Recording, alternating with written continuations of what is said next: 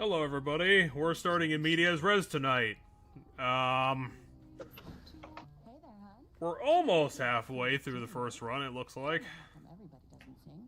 Lightens the mood, passes the time. It's a beautiful song. Even though you're angry with him.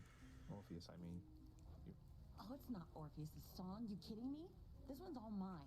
He always did like going on about She's still all hard up about how Orpheus didn't come to save her, or whatever she was mad at him for. Well, not exactly in those words, but Orpheus can be a little hard to pass. He can be a little hard to tolerate. A quality I hope isn't going to rub off on any of his mates. Orpheus doesn't have any friends. You got it, hon. So what are we starting off in our first half run? We got the bow? No, I have the sphere.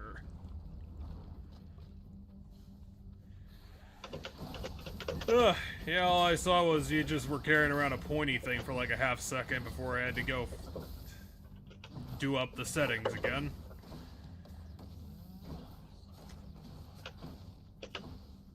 Stop standing in the lava!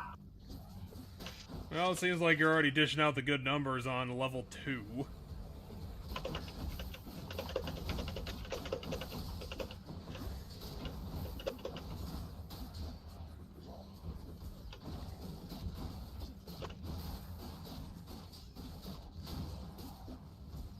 Looks like Dionysus, Demeter, and I do not have Dionysus whatsoever.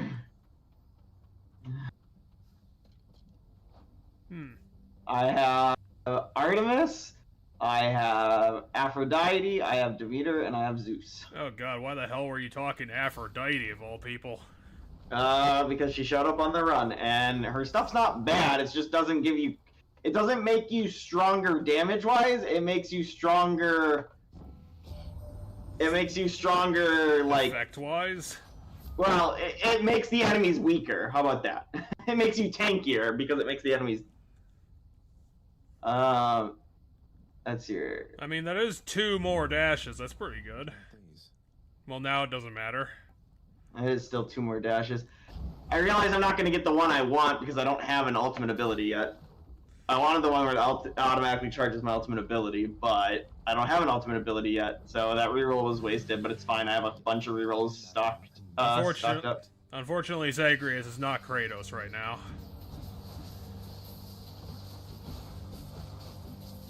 Well, you started off with at least Demeter's crystal ability, so... That is the very first ability I got, actually, yes. Yeah, I can see you got her, No, wait, that's Artemis's arrowhead. Well, I have the cast. I have Demeter's cast. My main attack is Demeter's crit, which is what I want, almost always. Whatever attack I can rapidly spam, I want the Demeter crit on. I'm wondering if you, like, shoved your microphone inside your mouth, because you're a lot louder than you usually are. I don't know, it just might be the way it's sitting on my face today.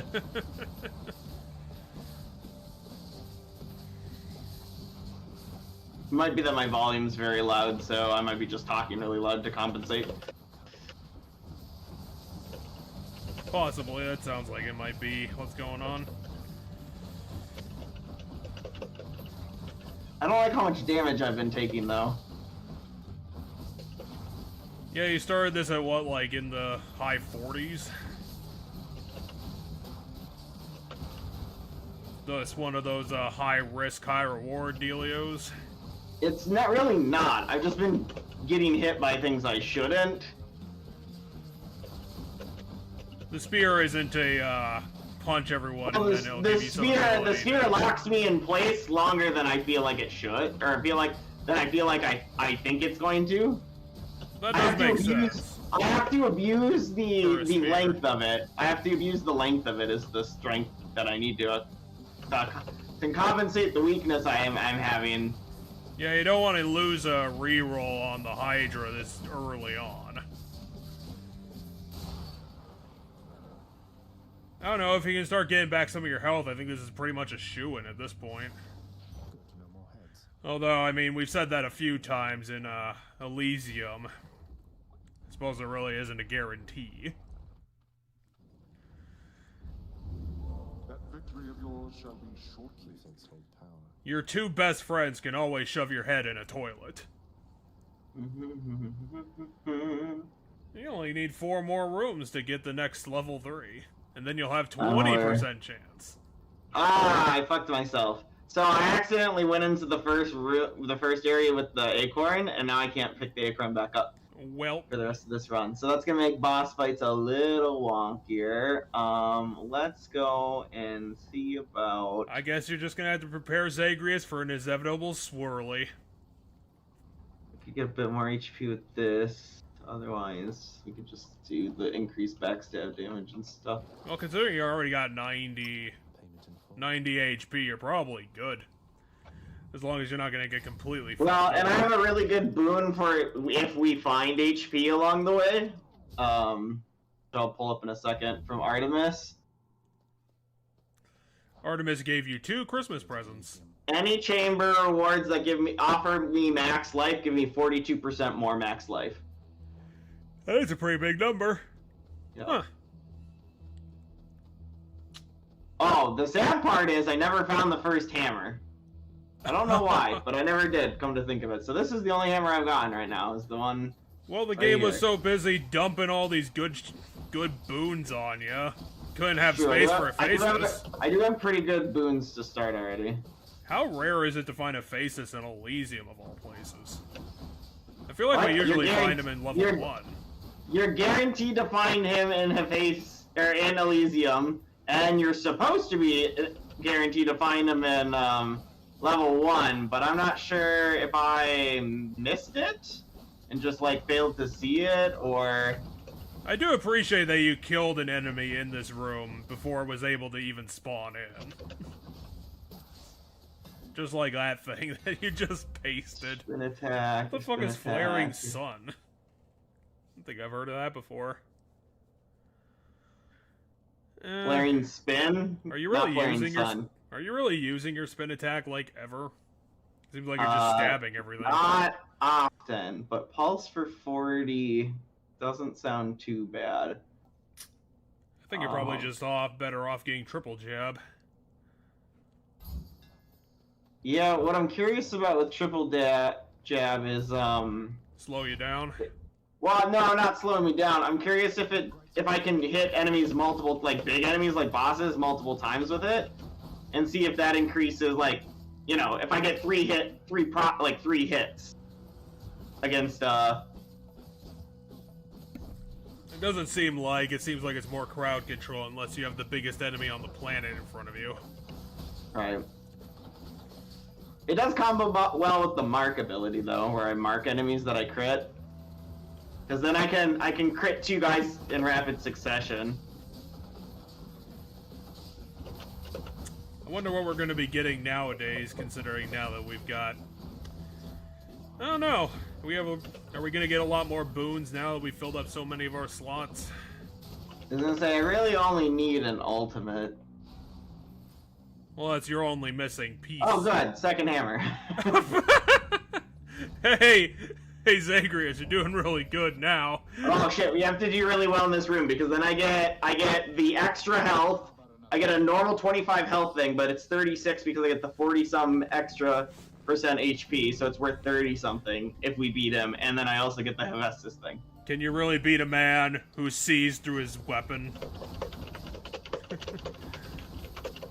I was gonna make a Kingdom Hearts joke, but I forgot the villain's name. Because I'm an idiot. But speaking of that, I actually, since it's my off week, I actually have some topics that we can get into a little later. Since I don't have to worry about actually spreading my time between the two. We actually got some things to talk about this week. Since some news happened. But currently the news is that you're up 6-3, which is pretty good. Never He's mind, closing now the it's gap. 5-6. We tied. So I don't know if I get my thing. Can we slap him to break the tie? Special, spin attack. This isn't the best. Okay, on a tie, I still get it. Oh, interesting. It does not get the extra percentage. Nope. Huh.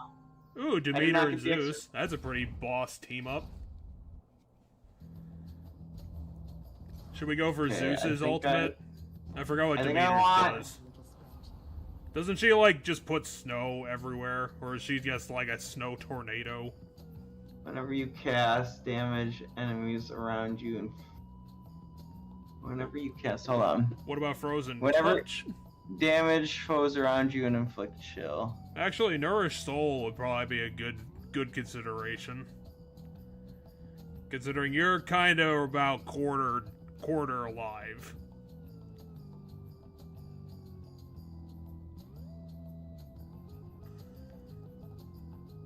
I'm always worried about Snowburst keeping you is. going. First of all, I'm just under half alive. I wouldn't say quarter alive. Well, I'd probably say a third alive. Okay, so Zeus is going to use the elements to kill you, and you have to deal with his, Elysium fuckers. Is he actually targeting you, or is he just throwing lightning all over the place? Because it kind of seems like he has no idea what he's doing. He's kind of indiscriminately throwing lightning places.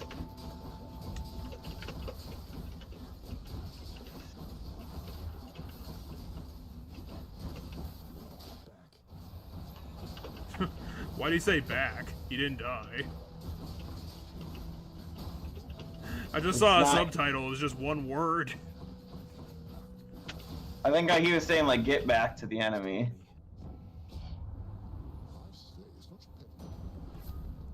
Again, the guy who tried to kill me. Do we even have any lightning bolt effects? Don't you want to call? You have Zeus's aid right there. Yeah, Zeus's aid's probably not a bad one to get. I mean, you're kind of this deep in. you One might more as well strike go would be for pretty it. good, but... Oh, shut up, phone. Why the Artemis? Please give me the ability I want! Hi there, Zagreus. I was just... No, I just have to talk your ear off for a second. Oh, okay, I'm getting the double ability for Artemis and Demeter, whatever the fuck that is, so let's find out what it is. Snow arrows? Oh, okay, I'm getting 2 of the double abilities optioned to me. Your cast is stronger and tracks more foes more effectively for the beam, or your critical effects deal more damage to weak foes. Do you even have a weakening ability? Or my guard gauge... God, these are all good.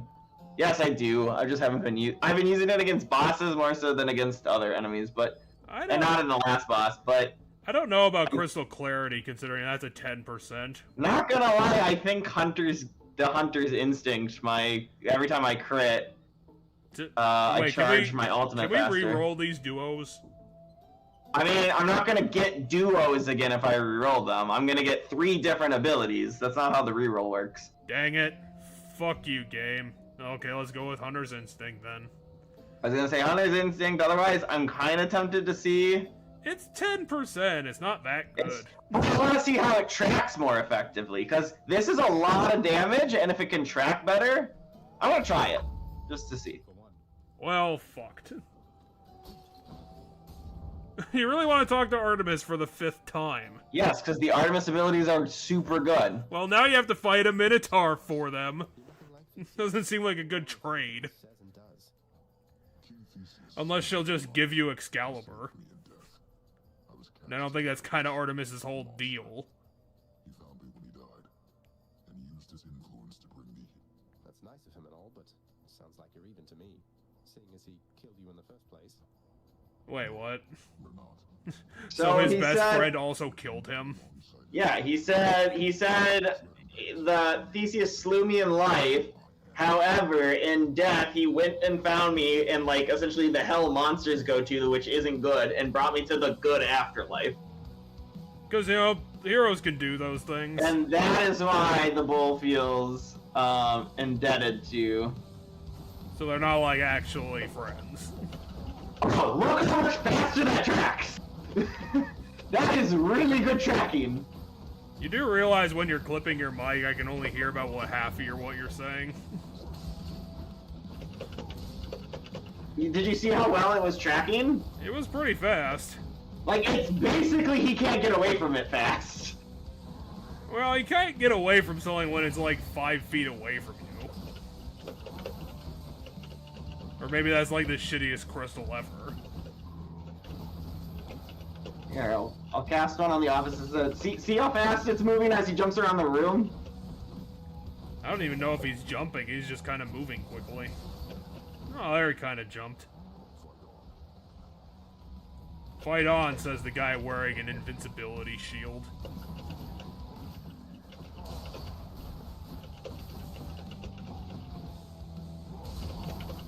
You can almost become full Kratos, you should probably think about it.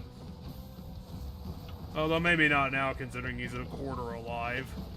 Just like, you.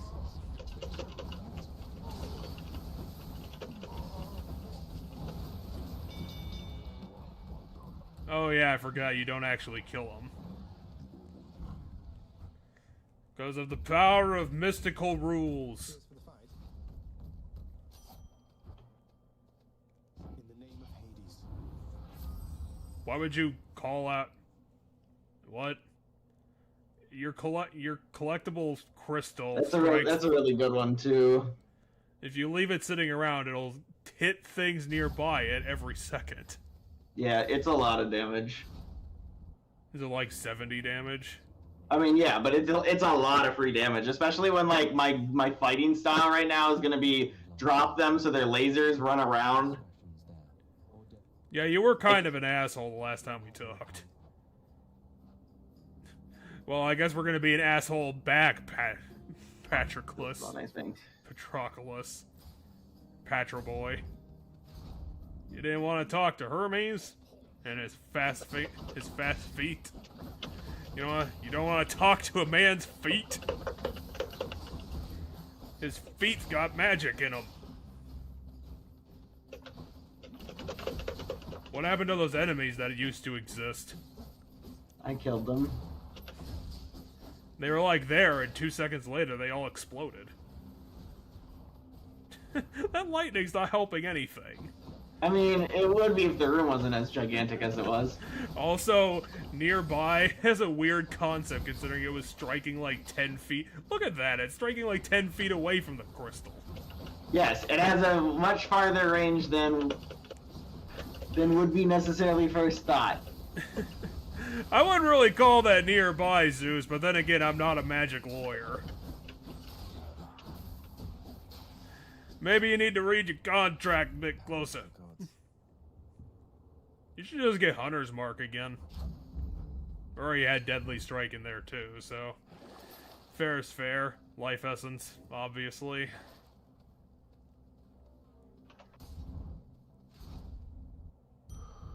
Did you just get like a giant heal when you walked in this room for some reason?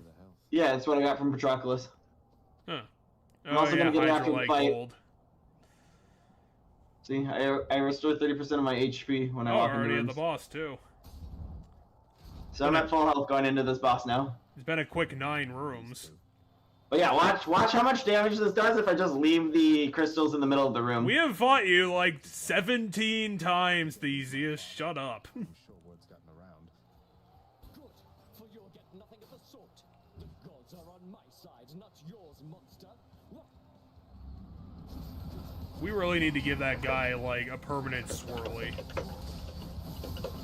Or just bury him like head first. You're kind of melting the Minotaur, to be honest.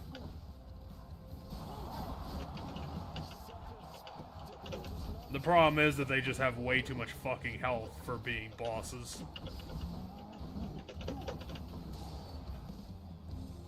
For not having the acorn, you're doing a pretty good job.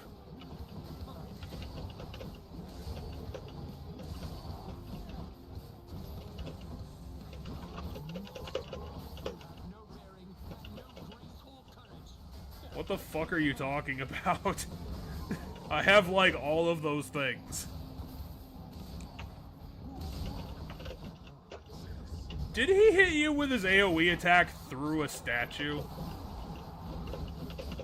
How the fuck did you take that 16 damage? Or did I got hit by Theseus the caught you in the spear. back of the head? Yeah, Theseus got me in the back of the head. Because that would make way more sense.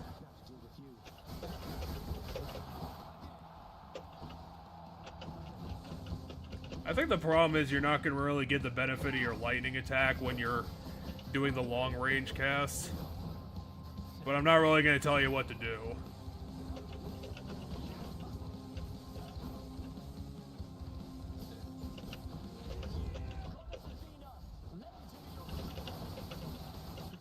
We haven't talked to Athena in this run, and now she's getting her revenge. It is how that works. It is. It's Yeah, not just, he always gets one that you didn't get in this run. he doesn't just pull one at random out of his ass. I mean, he pulls one at random, it's just not one you have on you. He'll never use one that you're currently using. Anyway, I'm basically killing him just through casts and the lightning. See, the lightning was getting him because there was a crystal over there. So Yeah. my thought is what I do is I spread the cast around the arena so that there's lightning everywhere, and then I just pick up the nearest one to me and rethrow it down as the beam. To entertain you. Well, for not having your super duper ultra sword, you're having a really good Anyway, run to I'm at start. full health. I'm at full health. Well, now you are. I have full health. Well, yeah, but even when we walked into this room, I was basically at full health. But can you survive And the I labyrinth? still have the 25 Hydrolist. rooms I still have the Hydrolist thing. of for, pain and suffering. A room? Ah! Oh no, it's gone. I'm out of it. Also, you have no money. I don't. You're money. correct. Come on, you're a rich boy. What happened to all your father bucks? Can't Cerberus just let us have a free pass? Okay, I'm gonna do this one. If it's not buying this one, we're gonna do Artemis. We've had 13 run-ins with him, and we've gotten him treats every time. Why the hell is he not giving us any help? That was fun to watch how the beams trapped all the little mice because they would just instantly kill the little mice. They would be flailing really fast. Well, yeah, considering they had like 40 HP, they weren't gonna stand up to much. Now you're just kind of bullying the UFOs. They don't deserve it. They're the most adorable enemies in this whole gauntlet. Considering everything else is fucking disgusting.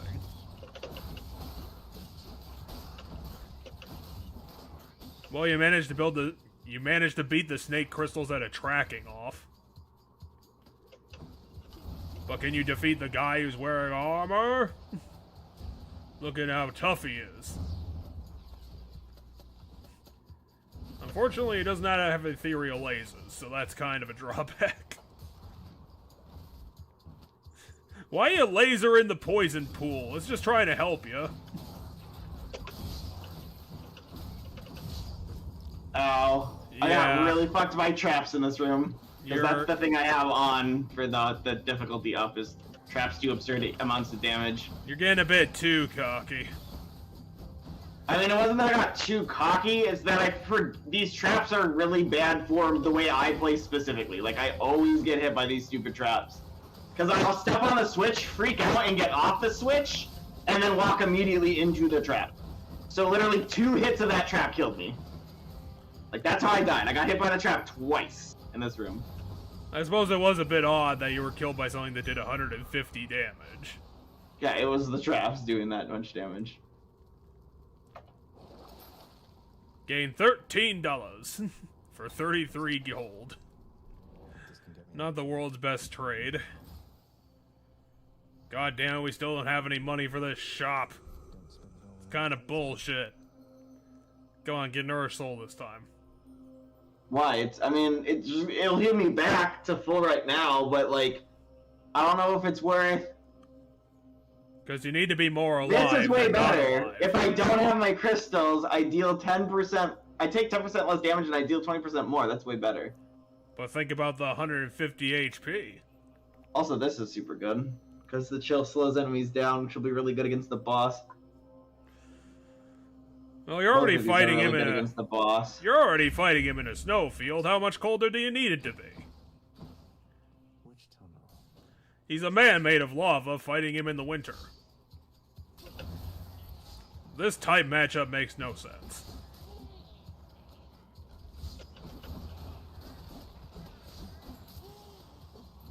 Oh, you also get a free sandwich. Yeah, that's the thing I bought. You bought a free sandwich?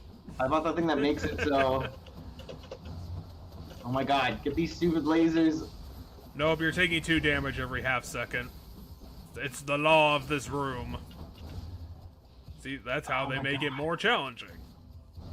They add in more lasers. If you need to make anything in video games more challenging, you add lasers to it.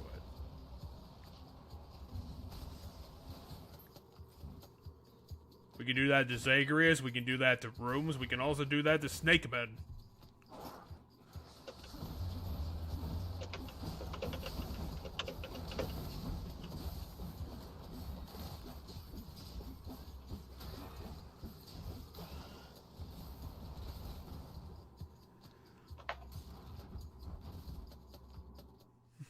Found it. Your Satyr sack already. In the name of Hades. Could you give us something useful this time? I've hunted you down like 6 times! We got Heartrend again. Any damage you do has a 4% chance to crit. That sounds pretty good. Oh no, the Heart-Seeking Arrow is a lot of free damage, though. Yeah, it's pretty good. It's 10 damage per every damn hit you get. Mm-hmm. Down the chute. You must be hungry, huh? I'll take this one. Killing Freeze might make sense, considering we're only going to be fighting one person. Yeah. However, my cast doesn't inflict freeze, I don't think. Well, darn.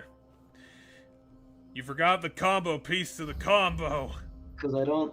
And now what are we going to do? Yeah, this is the only thing that inflicts chill, so I have to cast right in his face in order to get that damage. Because your crystal in of itself is the thing that does it? Yeah. Missed. Wow, that was really fast. I wasn't expecting it to dip down that fast. Well, that's because it's a boss fish. Just a solitary weakness, Satyr sack. He just enjoys ripping the balls off of the Snaders. Because they're assholes.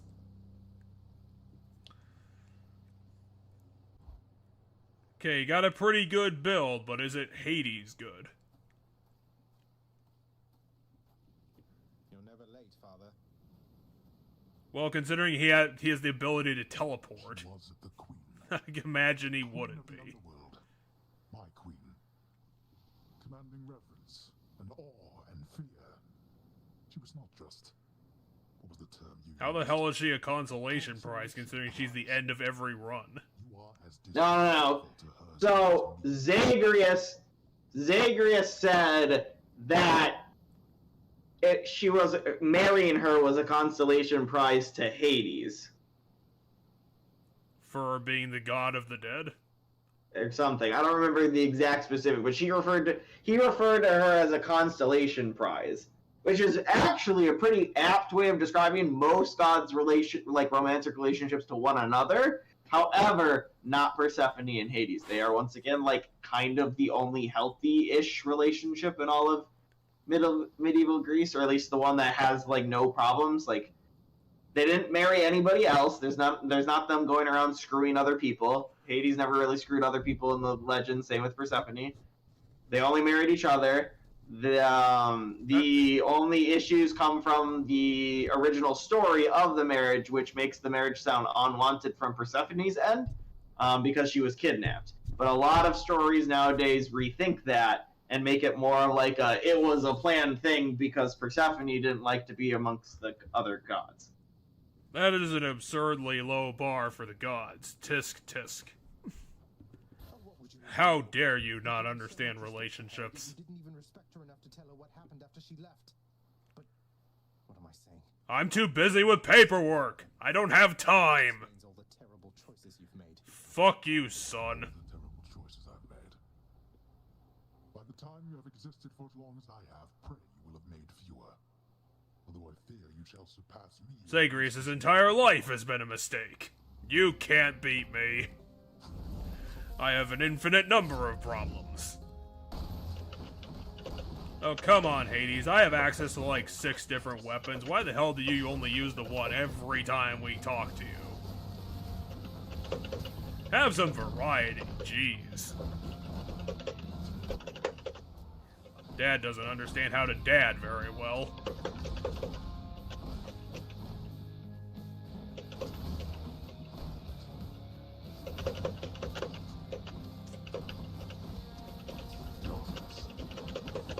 Either this room is really big or your crystals are slowing down. Well, not that one. That one's actually picking up perfect speed.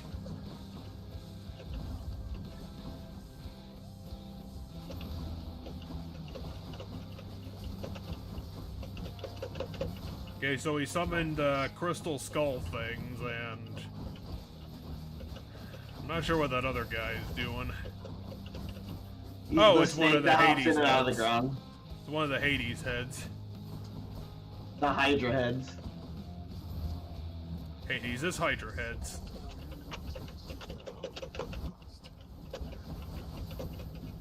Oh, come on, Zeus. Can't you do better than that? You should know how to kill your own brother. That's how you gods work, right? You gods are like Batman. They're better at patricide. Also, Batman never killed a brother. What? Well, it's kind of the same thing.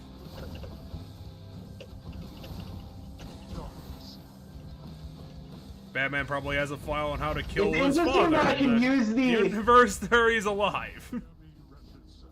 And also evil.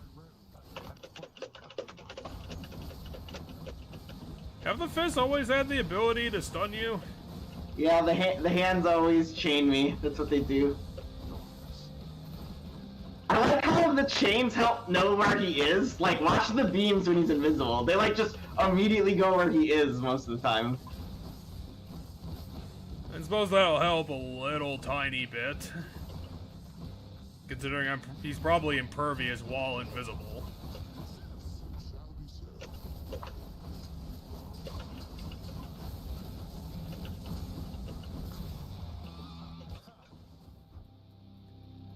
In the extensive history of all Batman, has Batman seriously never been given a brother?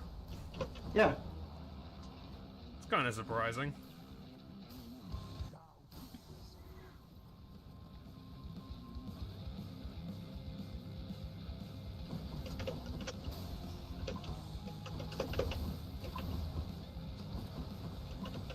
Oh god. See, you're forgetting the power of the lasers. This run is all lasers. They'll be how you win and also how you die. Jesus, that was a lot of damage. Or do the vases also count as traps somehow and are doing They might. quadruple damage? They might. I actually don't know. Oh, come on. Why do you have to be impervious right now? Sorry, you have to time your Kratos thing in time with the boss. Otherwise, you get fucked. Get fucked and kill more Minotaurs. I mean, at least your goddamn lightning is like auto-killing the skulls. And probably taking out like 1/4 of the goddamn vases. But the vases don't take damage from, like, the lightning. Doesn't destroy the vases. Oh, that's Most of my bullshit. lightning's actually hitting the boss. Well, it's got a 10-foot range. That's all you get. And also, this room is like, I don't know, 12,000 square feet.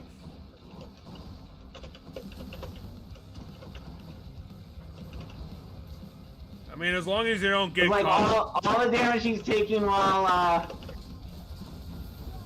His AI doesn't take account for lightning. How do you have enough strength to have an invincible shield at this point? You are superior to me. You are a fool. I don't think I'm superior to you, but I can kill you 8 times. So that was a fantastic start. That was as fast as I've gone. It's also the fastest run, apparently. I'd believe it. Considering you were like just By a second, mind you. by a second, seriously? Yeah, best time with the blade, 28:32. By Best a time with the whole spear is second. 28:31. The shield is the longest. It took 41 minutes to get all the way through with the shield. And the fists are garbage. The bow is in the middle. I have never beaten it with the fist. And oh no, the gun was the longest one. That makes sense. And the current streak is currently 2 again. Well, after we talk to Mom again, should we start thinking about getting to the topics? Yeah, we can, but let's talk to Mom first, because that's where we're at. Yep, it's the whole point of what we're doing. Grease is Still frozen mad. over again. Still mad there hasn't been a fish! There can be fish in these ponds, and we have yet to find one, and I'm mad. Haven't We've you been up tried? here. Haven't we've you been up here tried to 8 fish in the times. ponds? No, I don't think we've ever gotten a fish. Wait, in the, could in you the... talk to the pond? No, he just said something while I walked past the pond. He just said something out to himself. Haven't we made this clear? Or did she, like, tell us to go home and stay there last time? I think she told us not come back last time. But with everyone, there has to be a way. Oh yeah, she's, like, hiding from the other gods. You have Yep. your father's stubbornness. Listen to me. You're endangering everything you care about. And what are they gonna come in and, like, repossess the land of the dead? More like they're gonna I don't remember exactly what it was, but they're gonna misinterpret the how events unfolded, and it's gonna start a war between Olympus and the underworld. Oh yeah, I do remember that part. The whole war. What? Besides what? Tell me, please. The truth is that I like it here, Zacharias. I've done I mean, I can see that. You have, like, 1,000,000 cabbages growing over there. He has his domain to look after. The feelings he once had for me, feelings we shared, they fade. Zagreus, go to bed and stay I there. understand someday. Can I not make this clear? Doing anything of the sort. Er. Father still loves you, I'm sure of it. And he owes you an apology, damn it. I cannot make amends with you on his behalf. Something only you can do together. But I don't want to do that, He Zagreus. still loves me, Zacharias. How would you know? Because he spends so much time killing me because he cares so much. But trust me isn't ever good enough, I know that too. I'll prove it to you, Mother. Just you wait and see. I'm gonna drag his lifeless body to you You don't specifically. need to prove anything to me. Please don't do anything rash. All of us made our choices. Oh, is this gonna be the climax? Zagreus is gonna do something, like, really stupid. To know that I'm safe. That I'm content to be alone. No, it's not enough for me because this blasted family, it cannot just keep hiding from its problems, running from them. We're stuck with one another. We have to do everything we can for one another. What is Zagreus' motivation at this point? Oh my. I mean, at first it was to find his mother. Now it's to try to bring his mother back. I'm getting confused about why he cares this much about doing this. Because it's his mother? And people care about their families. Again. It seems kind of selfish from Zagreus' point of view. Rather than accept what she wants to do, I want her to be here because I think it's better. Achilles, I need your help. But you're talking to death. What is saying, Zagreus? I mean, between the generally ill-conceived attempts to reach the surface every so often. What are you talking about? I'm doing that literally constantly. I haven't stopped doing it since I started. You work too hard then. Live a little, right? Huh. Well then, I'll see what I can do about that. You'll have to show me what you mean by live a little, though. I think his live a little is just staring at the blood river. It seems like the only thing he wants to do, besides work. Let me in Father's chambers, please. Oh, we're finally getting this stupid key. Things are not to do for anyone and under any circumstances. What But is I it thought we you were bros, Achilles. in there myself? I don't know, but if I know Father, and I think I do, he's got to have something of hers in Just there. look at his desk again. She still doesn't get it, doesn't believe me about him, and I said I'd prove it, that he cares for her.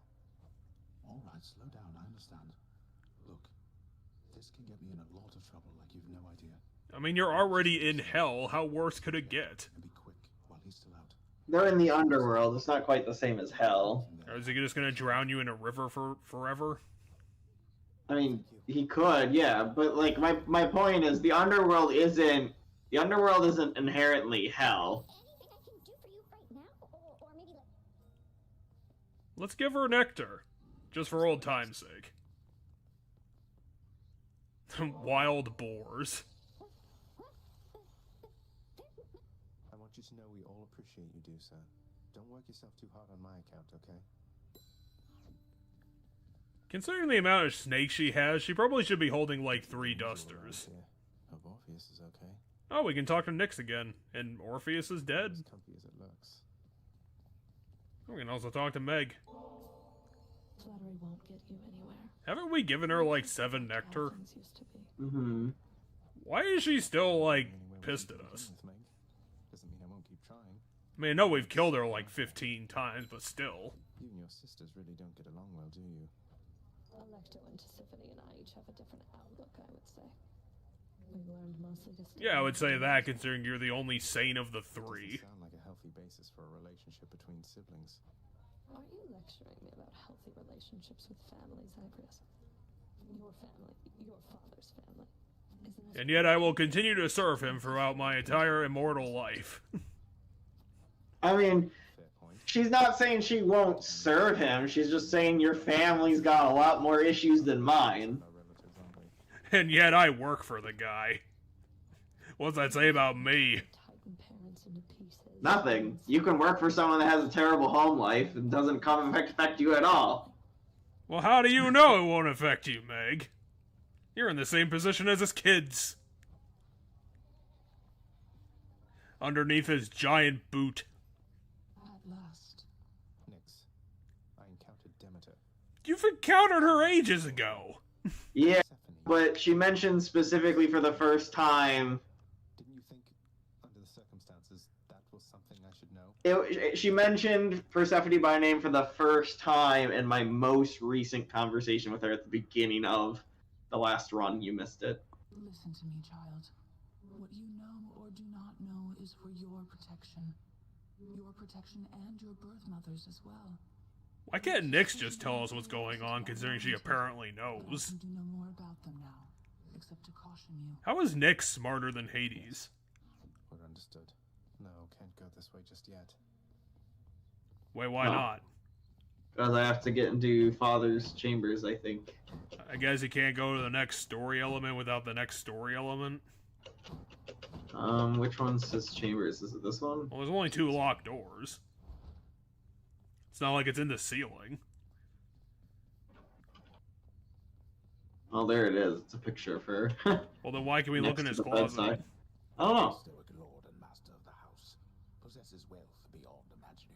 Does a guy who has unlimited magic really need wealth, too? Retire for every passing day. I knew it. It's just capes. It's the capes he keeps burning. It's Okay. all the capes he keeps burning. Oh my god, his bed is all capes! Private chambers. Zagreus, the lock-removing prince, discovers a most delicate painted likeness. You couldn't think of a better word for unlocking? A coat of dust suggests it has remained here for some time. He's never stopped thinking of her. Ugh, what a fool. Zagreus, Kettle.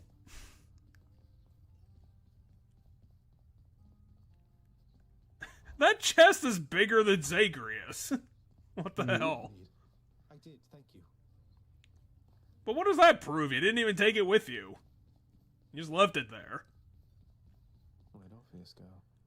I mean, if you don't bring it with you, what is... Persephone doesn't have any reason to believe us. Also, that ghost was an asshole. Can't sleep. Zagreus still hasn't slept. We've tried 30 times.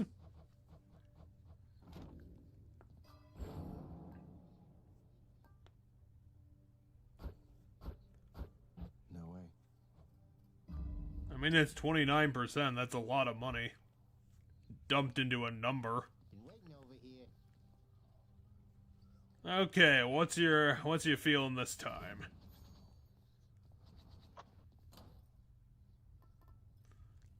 Which god are we missing? I don't think it's Aphrodite. Dionysus. We're missing Dionysus. This one's Aphrodite. We're missing Dionysus. Well, I guess we're not gonna 100% the gods. Or find a love interest.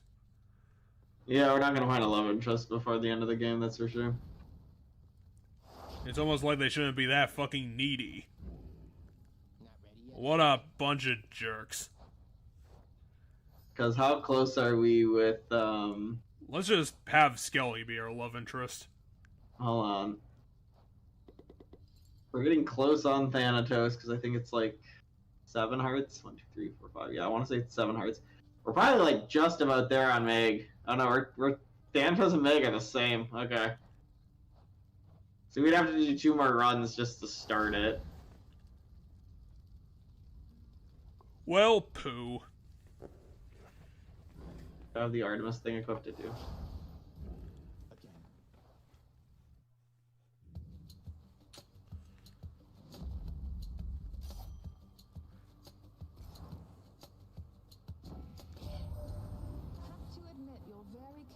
With Coronoct. Now I can hit a bullseye in my sleep, but you'll...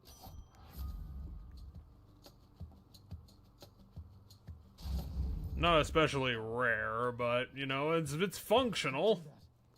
Oh, there's phonies, but... There's a quote-unquote nearby.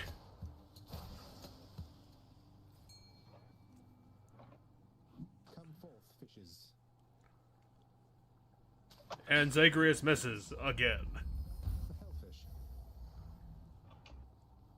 Not a great pun, but it works. Okay, since we're going on to level 1... It's just shellfish without... Yes, exactly. Shellfish without the, It's not the best pun I've ever heard.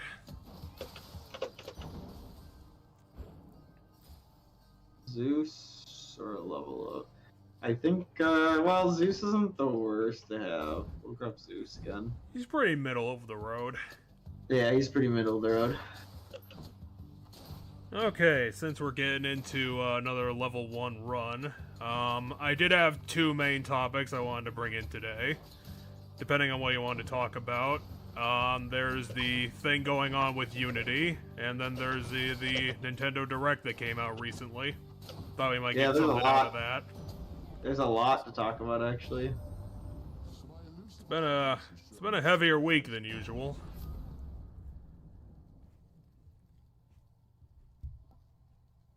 Call again.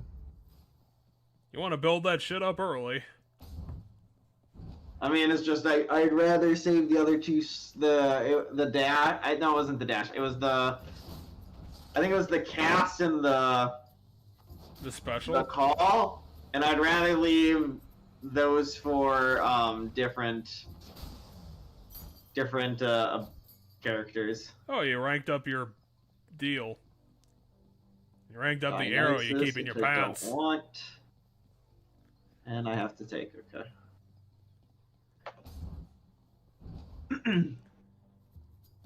Zagreus, you gotta fletch that thing into a magic arrow. So what do you want to talk about first? Do you want to talk about hype or business? Let's talk about the Unity thing first. Because this is a very interesting story. It's been probably the biggest thing that happened in gaming in a while. I also don't know much about it. Like, well, I understand a basic concept of it. I understand the basics. And it's definitely heartening to see that it's been getting a lot of deserved backlash. But to set the stage, as most people in the gaming world know, Unity is a pretty ubiquitous game engine for good or for ill. People have used it to make many games.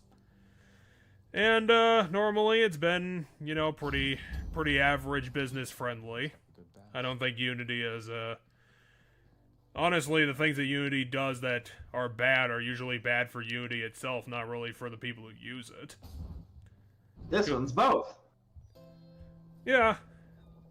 Because, as you would imagine, we actually haven't heard from them in a while, but, this situation is arising from, an ex-EA executive probably making the decision. He's been shamed as the person calling the shot on this, but the main issue is that Unity is deciding a new policy, which is going to include a new fee for the people who use the engine that is going to bill the users of the engine based on the amount of downloads their game has been getting that use the engine. Which is incredibly stupid for a few reasons. Is that people are fearing that this is going to lead to a new situation where it's going to be the new sort of review bombing, where people are going to be able to review bomb developers they don't like directly into their pocketbooks by maliciously downloading their game many times onto many different devices. They can cause those invoices that Unity start giving out to its users to just explode into higher and higher dollar amounts. And another issue with this is that Unity has been very bad at communicating how they're going to actually track downloads of its users' games. And from the initial reporting, it's starting to sound like Unity's basic answer to how they're going to track this shit is that they're just asking people to trust them, bro. They're going to get the numbers using their proprietary technology, and that's coming into another problem because it's not going to allow the users to challenge them on their numbers if they look really wrong.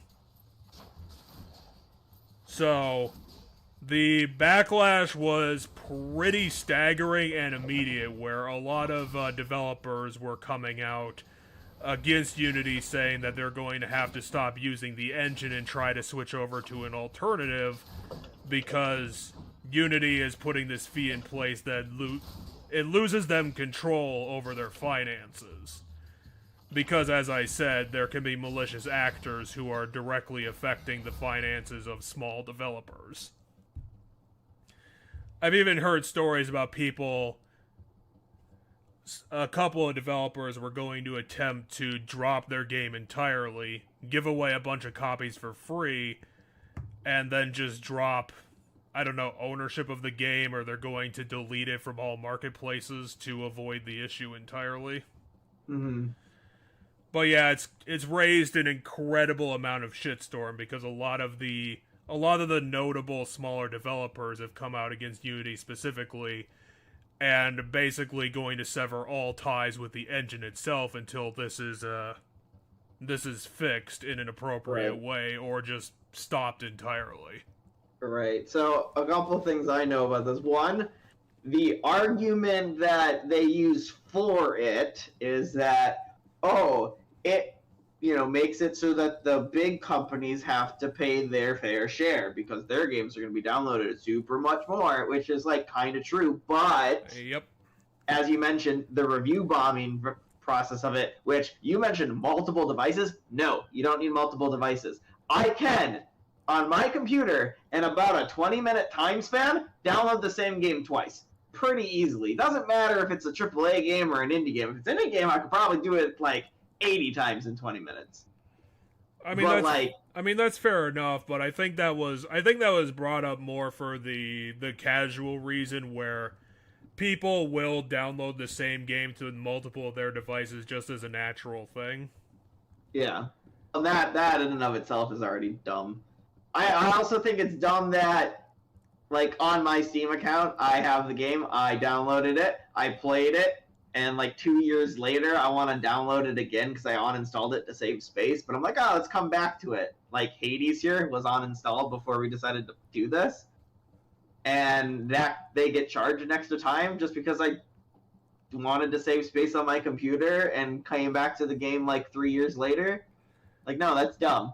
I'm not sure if they will include those downloads, but I think that even if they don't, it still gives a lot of access to malicious actors in the grand scheme of things. My understanding was that it was all downloads, so it doesn't matter if it's a year after release versus initial release. Oh yeah, that's another thing in the story is that this new fee that's going to get invoiced to developers, it's also going to be retroactive to all games made in Unity. Yeah. Which is even stupider, because then it's going to be a giant fee hitting, you know, I'm sure a bunch of developers of these old like games from like 2009 probably don't even exist anymore. Right. So one thing I do want to point out here about the game here on Hades before we go back to the Unity discussion, this ability is going to be dummy good with the bow I'm currently using, and here's why. Normally you shotgun the spread with your special, right? So what this upgrade wants you to do, it wants you to get close and point blank shotgun all those arrows into them, and then for each arrow that hits consecutively, it gets +3 damage, +6, right, +9, right, for each arrow from the shotgun going up. Oh, yeah, so yeah. The first one's +3, the second arrow that hits gets +6 damage, the third arrow that hits, but the special version of the bow I'm using marks the target if I hit it with my normal, and when I hit my special while it's marked, all the arrows home in on the enemy that is marked. So I'm basically guaranteed the full damage of this every single time. Does consecutive mean that like simultaneous hits don't count? Well, they're not simultaneous. You'll see, if you watch the damage as I do it, it ticks like 1, 2, 3. It's like 3, 3, 3, 3, 3, 3. Like each arrow hits separately in quick succession, but not at the same time. Well, it's not all the 3 show up at the same time. It's not all the 3 show up at the same time, or whatever number it is. It might not be 3, but all the number of each arrow doesn't hit at the same time. It's that they hit in really rapid succession. So it should be like, it'd be 3, then 6, then 9. It's gonna be a lot of damage. But I guess another thing with the Unity that I think is the actual intent of all this, because we can all look at this and go, well, this is the stupidest, most greedy business decision ever made. That's obviously going to make everybody hate your product. Yep. And you're correct. However, the day before this was announced, a lot of the bigwigs over at Unity sold a bunch of their stock. Yes, they did. Yes, they did. Is that insider trading? Yeah, bet it is. Are they going to get punished for it? I don't think so, because I don't believe rich people rarely ever get punished. Well, I mean, even if they do get punished, it's not going to be a substantial thing they have to worry about. And then they're going to be able to appeal their fines anyway, and... I mean, I can't see all of the numbers, but that looked like it did a lot of damage. Maybe the skulls aren't the best enemies to example this by, because... Not right now, no. Ooh, we get to talk to Chaos, too. You want to activate hard mode? For like 5 rooms? So and yeah, I depending think... on what it is, it's not that hard. We've also never seen a chaos fish, and sometimes there's fish down here. Well, you can't fish in space. That would be ridiculous. Although I don't know if we're in space, or like another dimension, or like somehow inside the Earth. Okay, what can we give out of this? Afterward, our cast does 40% more damage, but we're not really casting right now. Not yet, no. Not until I get a cast that's worthwhile. This is 50 HP, this might be worth it. Otherwise... Honestly, Maimed, I think you should re-roll this, because this is kind of bad. bad. Yeah, I was gonna say, I have 2 re-rolls banked. Okay, so Slippery Eclipse is still bad. Maimed Strike might be a good idea. It's gonna be difficult to not attack for several rooms, but the attack isn't the main source of my damage, it's the special. Now the problem is I can't attack to to make it so my special auto. Okay, so but I do have to point blank my special now. Can you beat the Furies doing this? Because you might have to fight the boss like this. It's true. I mean, maybe the question I should have asked is the damage up worth a Death Defiance? Because we might die. I think early on it is.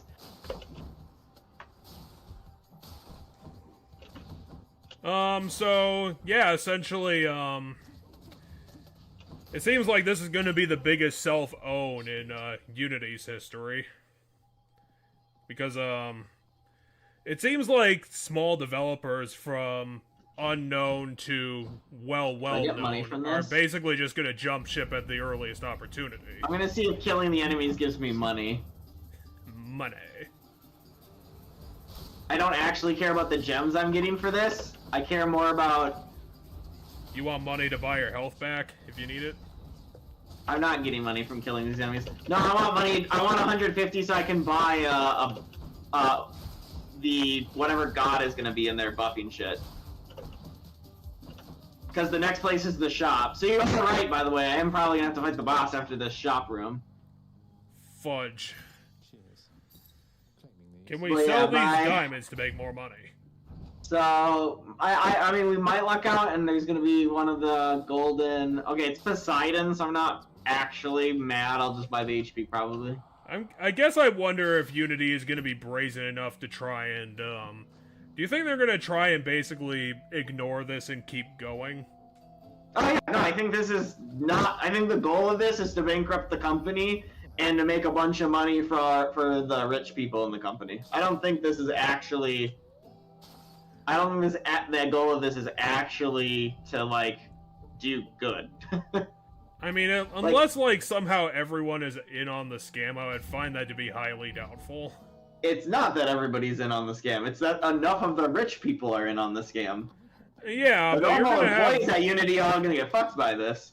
I mean, if you're gonna deliberately tank the company that you're running, that sounds like it's gonna have legal liability attached to it. If you can prove that it was intentional, which is the whole thing. I don't know. They're kind of showing signs a bit too obviously. It sounds like. I mean, they could always just disguise it by saying the usual business bullshit of like, you know, we thought this was a good idea and, you know, it just didn't work out in our favor, and then we had no more company. It all depends on what you can actually prove. I mean, to be fair, I think Meg, considering this horrible disadvantage, is probably the best case scenario we could have gotten. Maybe Electo wouldn't have been so bad. I kind of forget what Electo's deal is. She makes the room smaller. Oh no, Electo's the one with the rage bar. Yeah, I'm pretty sure Tisiphone was the one with the 3 phases and the claustrophobia. She is. I think this would have been bad for Electo, because Electo's thing is the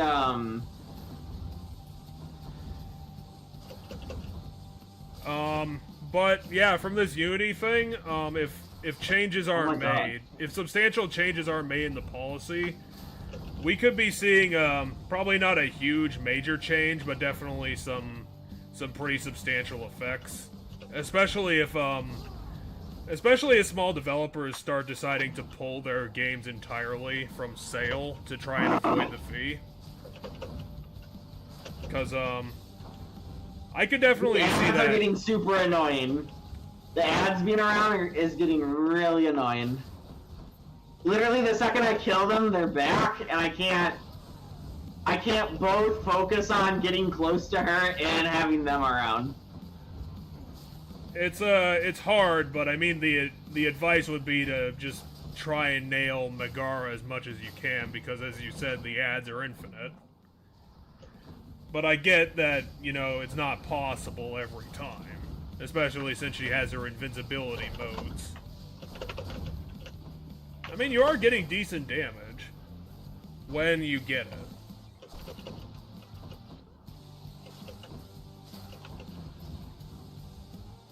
The room is so big that I don't even know if you have to worry about the witches. No, the witches are the ones that are annoying me the most, because their orbs follow across the entire fucking room. I mean, do they? That last one that I saw seemed like it was just going diagonally on its own accord. I mean, now this is a problem.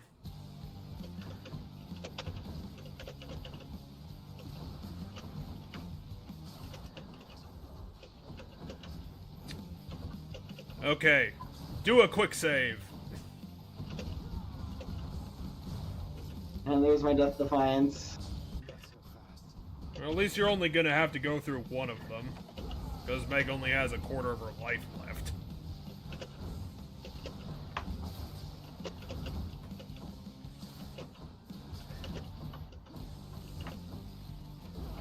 I mean, considering it's early, we still have a pretty decent chance of finding another Death Defiance. Right.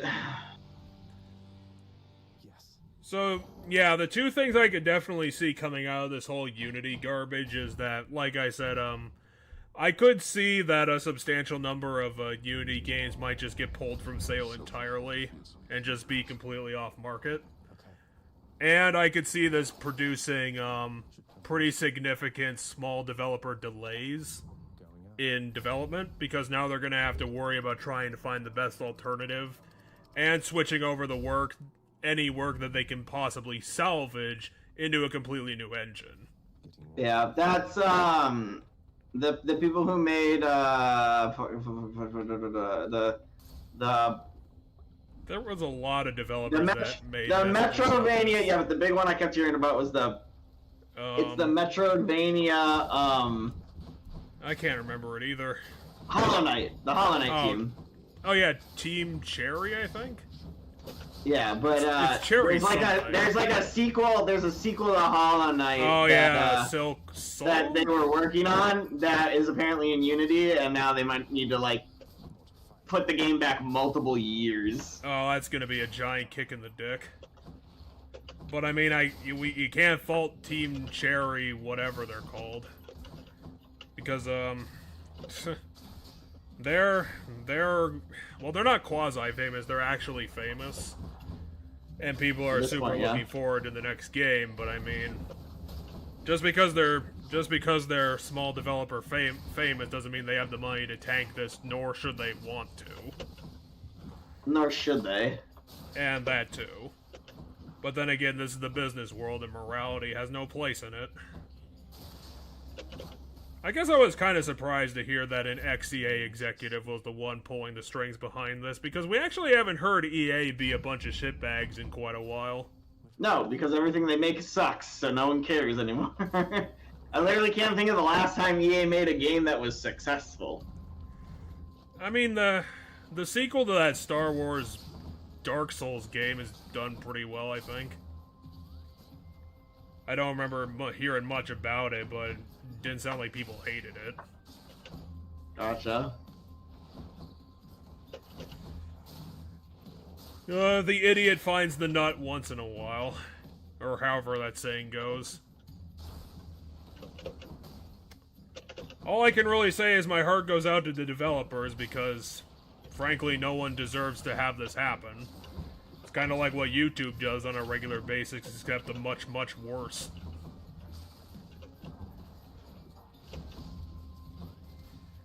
Because at least YouTube's bullshit doesn't tend to bankrupt multiple companies.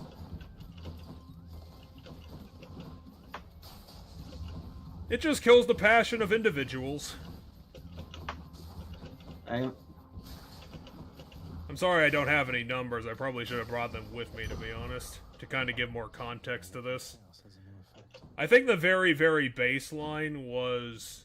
I think one of the numbers kicking around somewhere was, one of the rates was like 20 cents per download. But I think that might have been like one of the really, really high rates.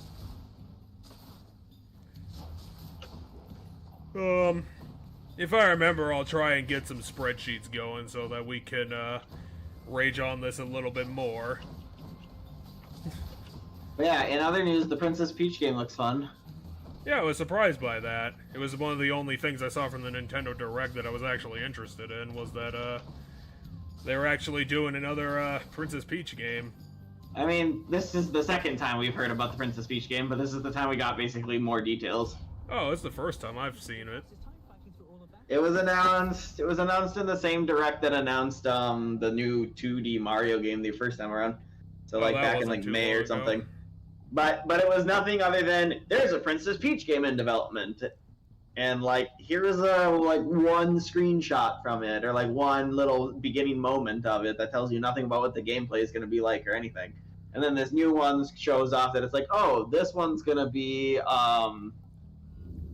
It's not gonna be Super Princess Peach 2. Yeah, this one's gonna be all about, she changes costumes, and it's, like, based on a theater. Oh, so it's Kirby. Kind of. She has different costumes, and, like, the whole thing takes place in a theater, and... I mean, I did see the screenshot. I did appreciate her musketeer outfit. It looked pretty good. Yeah, I think that's the big one that a lot of people decided they liked.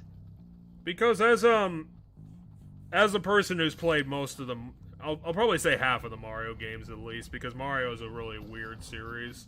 Very large franchise. A very eclectic one, too.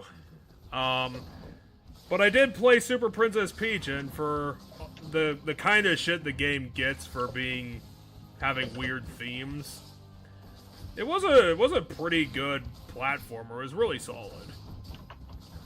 And it was kind of a shame that it didn't really get a lot of audience goodwill, I guess. And I guess people just didn't really care. Except for the obvious joke that people made about the central item called the Vibe Scepter, because it was really obvious. But that joke was made by Nintendo before that game even came out. Yes, the game itself made the joke, which made it even funnier. Well, but that game, that joke was made in a different game before that game came out. Care to guess which game made that joke first? No, I don't remember it. So in the original Super Mario Brothers RPG on the Super Nintendo that is being remade, and I'm super hyped for it. In that game, there is like an area of Princess Toadstool's room where if you go and you like inspect like a corner, it's like, what's this? The princess's Vibe Scepter. And then you like choose to not take it with you. Oh, You're like, I'm just gonna leave this here. Oh, Square. Let's just take Curse of Agony and fuck shit up. It is why I grabbed the. That's why you wanted to talk to the old war man. Yeah, that's why I grabbed the Ares item when we got to this stage. So I wanted Attacks of Doom.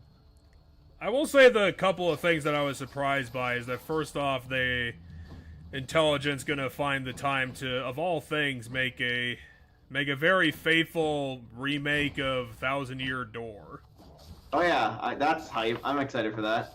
I'm actually not, because after watching the trailer, I was like, I don't even know if I call this a remake, because it honestly just looks like a port.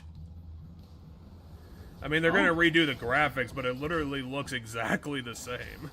I mean, we got very little about it other than just like story beats. I don't think we saw like any new gameplay stuff that might be in it. I mean, yeah, but if in your trailer for the game, which is the trailer for the game, if the you initial announcement for the game, yeah. Well, yeah, but look, whatever it's supposed to be a trailer or a pseudo trailer, whatever you want to call it. It's promoting the game, and in your promotion for the game, if you are only going to be showing stuff that is from the original game, then I have very high doubts that this game is going to be something really worthy of the moniker of a remake. So here's my counterpoint. In a modern gameplay, like a modern business standpoint for video games, I feel like it's unwise to show your hand all at once. And I'm going to point to the other game that's being remade, the Super Mario RPG, sure, as an example for this. So the very first time we saw the Super Mario RPG thing get announced, it was very similar to this. It was a trailer that seemed to celebrate the game for what it was when it first came out. We now know there's additional modes being added and a couple other things and like changes that were made. And that came in later. And that's because you don't just show this once and then the game comes out. You show a thing and then then time passes and then you show a different thing, and then time passes, then you show like another thing, and then the game comes out. So like typically that's how modern video games do it. They like show, because every company does multiple showcases all the time, they show some of it here and then they show some of it there, and they have to build on it. They can't just show everything all at once. And so I feel like for a game that's a remake, the strategy there is to have the first one be a celebration of the game for what it was. Hey, that game you really liked, it's here. It's, it looks pretty much the same. Like, it's got all the shit you liked. Like, that's there. Don't worry. We didn't take the game and just completely fuck it. Like, that's the first thing they show, right? And then I feel like later they showed the new changes or like the new gameplay modes and stuff that are going to be added. I feel like that comes later. And yeah, maybe this game will just be Thousand Year Door again, but I still think that's cool because a lot of people don't really have access to play the original Thousand Year Door, and I think this is a new way for them to play it, especially the younger generations who haven't had a good Paper Mario game. Yeah, you know. yeah. I mean, So I think it's good in that regard. I mean, I will say that, you know, believe it or not, Thousand Year Door at this point is almost 20 years old. So I would definitely believe that. I mean, the bigger problem I had with the trailer was, I'll say a purely subjective thing, in that seeing Thousand Year Door in the Origami King art style really gave me bad feelings, just because it's like, you're taking the best Paper Mario game and you're making it look like the Paper Mario games that ruined the series. Or made it worse, at least. I don't think Origami King ruined the series, I think. No, it didn't, but it's still not back on track where it should be. Like, the problem with Paper Mario is that they're trying to reinvent the wheel, and really Paper Mario just really should just go back to regular turn-based combat, because that's been its problem for most of its life at this point. Like, I could see they tried to innovate with the whole, like, wheel turning thing and tried to turn combat into more of a puzzle, which, I mean, it could have its moments. I mean, Intelligent still has creative people on staff, but honestly, I'm just tired of dealing with their innovations because they're just way too much work for what they should be. And especially makes boss fights really annoying. But that's kind of my subjective thing, is that, like, I really don't like seeing TTYD in the Origami King art style, where it is still 2D, but everything's made more out of paper craft specifically. Which I know it does look cool, but I associate it with games I don't like. What Thousand Year Door looked like for. I guess I'd have to go look at what Thousand Year Door looked like originally compared. Because to me, it didn't look that different. Well, it's got the models have more depth, like they tried to do with the more modern Paper Mario games. That's just like the models are gonna have more depth because it's more modern. Yeah, it's got updated graphics, so that's just gonna make things have more depth. Well, yeah, but it's not just modern graphics. It is the art style of the modern series. It's probably not all there, but it's got some of it. Because I don't think they're gonna have any of the I mean, they don't really need to. I don't think they're gonna have any of the quote-unquote legit 3D stuff that Origami King did. And that's the thing, like, you know, as much as I rag on Origami King for being kind of annoying to play, it did have a few good moments, like the disco party before the hole punch boss fight was one of the better moments. Yeah, I thought, all things considered, to my understanding, I haven't played Origami King. To my understanding, it was meh. I would say it's higher than meh, but I'd probably give it a 7 or 8 out of 10. Okay, so it's serviceable, but it's not as good as the originals. Well, it's good. It's just, like I said, it still has the trappings that make Paper Mario bad. Because I think I even said, I don't know if I said it during our Super Paper Mario LP all the time ago, but the biggest problem with Super Paper Mario was the same thing, where they tried to innovate the gameplay into something completely different, and it just doesn't work.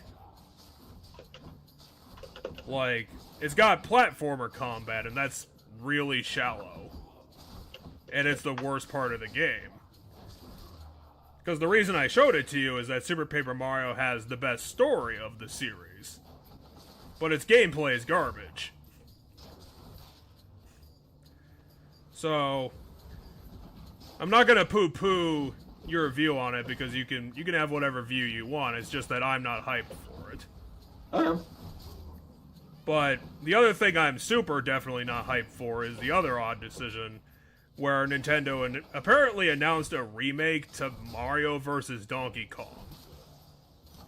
That looks fine. I mean, I feel like once again that's like, hey, people who never got to play the original can play this now. Or if you want to play it on a bigger screen now, you can, kind of deal. Like, it don't bother me none. It's there, it exists. I think I might be a little like ticked if it's like $60. Like, I feel like it should probably be like $40. And I know Nintendo has re-released games for $40 because Captain Toad Treasure Tracker was only $40. So like, I know it's possible that the game could be $40. I just don't know. Unless like this game is a full tilt remake where they're gonna add a lot to it. Honestly, even $40 for such a game is asking way too much. Well, we do know it's got a whole new co-op mode. Okay. With levels. I'm trying to think did they announce that you can make your own levels? Was that a thing? I don't remember. I know the last sounds like a thing to me, but I don't know if that was a thing. I know the last new game in the series had a level maker, so I would be very surprised if it didn't. But the thing is, the original Mario vs. Donkey Kong was both a very mediocre game and also very short. Because its puzzles did not have a ton of depth to them, so you could complete it pretty quickly. I would have to pull it up, but actually I'll just pull up the long play and see how long that was, because that'll give me a good idea of how long it usually is.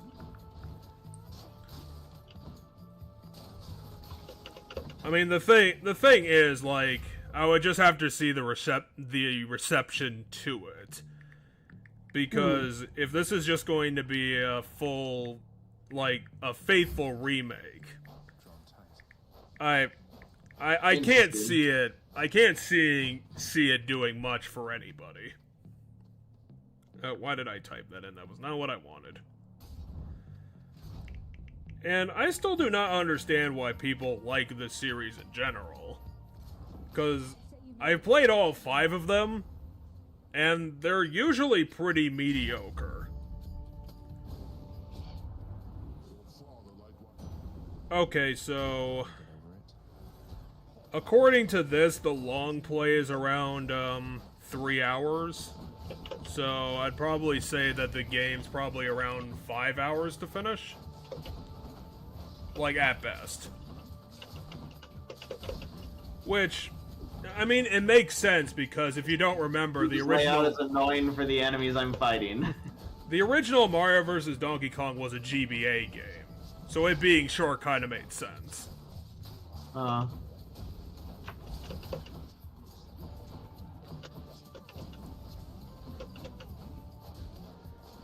I guess it's a bizarre choice for me because, like, the last Mario vs. Donkey Kong game they put out was, I think, about 10 years ago.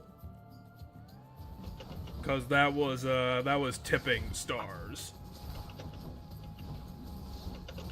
And the original reason why I thought it was going to be a weird game was that Tipping Stars was originally released as a... it was a cross-platform game between the Wii U and the 3DS. And I was like, how the fuck does that work?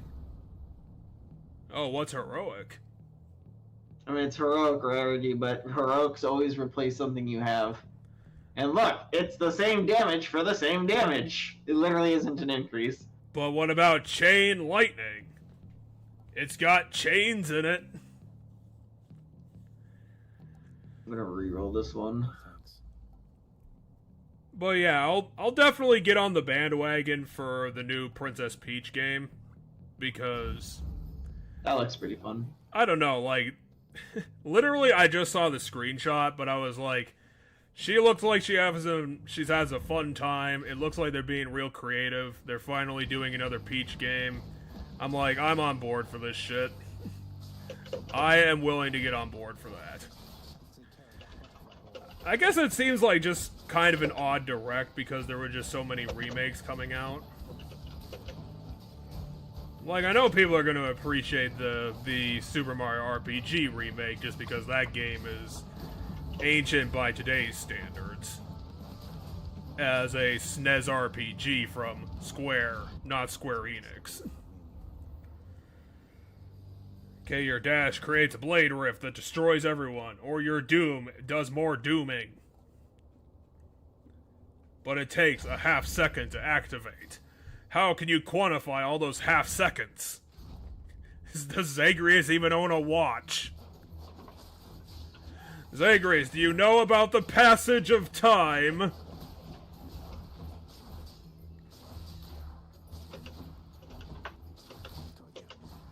Was there anything else in the Nintendo Direct worth talking about?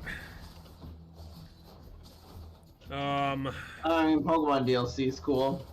They're in early talks for the Switch 2, which... That wasn't in the Direct. It wasn't in the Direct, but it was pretty recent news. F-Zero 99. Oh, yeah. That was neat. That was a neat idea. It was a... I mean, it's kind of what Nintendo really should be doing more with their, what would you call it? Super old games? I don't know. No, like the... I don't know if you just call it, like, the eShop stuff from back in the day. I feel like they had, like, eShop classics.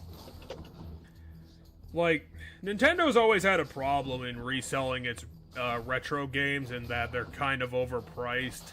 And they don't add...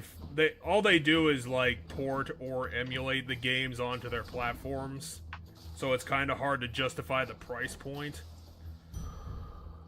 F-Zero 99 is the sort of game they should be doing more to justify the price points of their retro titles, because it actually adds a lot more to it. They have, They have Rewind, I think. Well, I was gonna say, I feel this isn't the first 99 they've done, right? No, there was there was Tetris, and I think there's one other one. There was Mario something 99. Or there might be 2 or 3 other ones then, because I don't remember a Mario one. That sounds completely new to me. I forget the gist of it, but I think it was essentially you play Super Mario Brothers Battle Royale style. And that's also the game you're not allowed to play anymore, because Nintendo did, like, a very weird thing where they only allowed the game to exist for, like, 9 months. Oh, yeah! There was one that was only for the anniversary of Mario. I mean, they didn't do that for Super Luigi U. You can still play that game. I don't know why Nintendo decided to fucking kill it immediately. I mean, they released a bunch of shit, but yeah, that was, like, an eShop free download game that they... was only available for a certain amount of time. It's very fucking weird, but it's dead, so we can't argue about it anymore. But yeah, F-Zero 99, I think it's a pretty damn good use of the F-Zero license ever since the Japanese-only games was the last thing that ever came out for it. Then it might have gotten an arcade game at some point. I would have to double check, but as most people know, I'm pretty sure it's probably been 20 years since the last new F-Zero game. And this is I didn't see much of it, but I mean, it didn't look like a new F-Zero game, it just seemed like a pretty heavily modified version of the original F-Zero. Which is kind of what I'm assuming they're doing. And you are better off. This place is for the greatest of the Greeks. Do I seem like the sort to fit in here? Go on and chat with Why is Patroclus this depressed all the time? He never wants to talk to us, he never wants to do anything, he's just sitting in this fucking circle for the rest of his afterlife. I was gonna say, there's my Death Defiance back. Oh, you actually did get it back. No. Oh yeah, because Patroclus just gives it to you. Yeah. Because Patroclus is a bro like that. All of the Patroclus buffs are really strong. Maybe I can find some more to talk about, because the only other topic I had in mind was all the stuff I've been recently playing as per usual. And I don't know if we want to actually get into that topic. I mean, which Pokemon game have you been playing? Oops. Sorry, that was the TV show I was watching before. I'm actually gonna have to pause it because it'll just keep going. There we go. Stop doing that. I wish they stopped making me have bow battles. It's really annoying and I don't appreciate it. I'm sure there's probably some sort of wiki that keeps all the Nintendo Direct shit.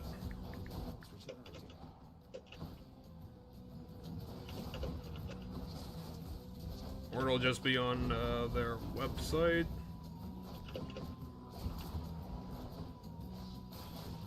Whee! Flying down.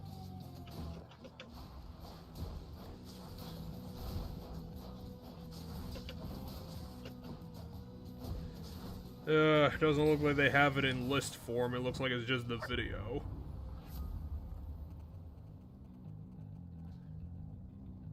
Yeah, fuck it, this might work. I'm not really super hyped for it, but Super Mario Bros. Wonder certainly looks like a good time. Looks like it's gonna be a good time. Why is this thing not playing? Yeah, fuck it, I'll just go back to the wiki looking.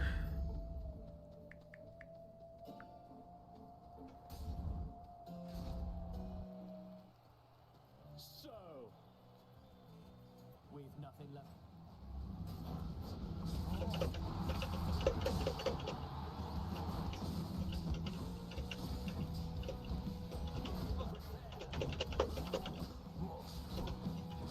Thank you, my fellow shades.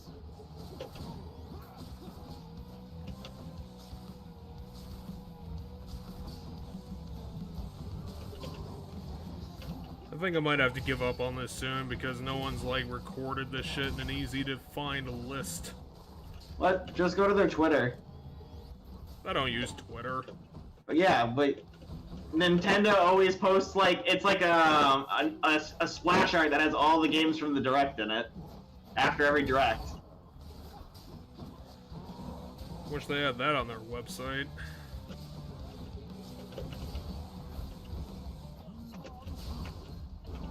Total Nintendo Directs. They've done 150 of them.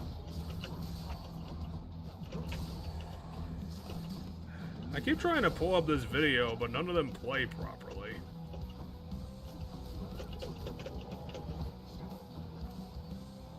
And this one says it's about February. It's not what I clicked on at all, you stupid thing.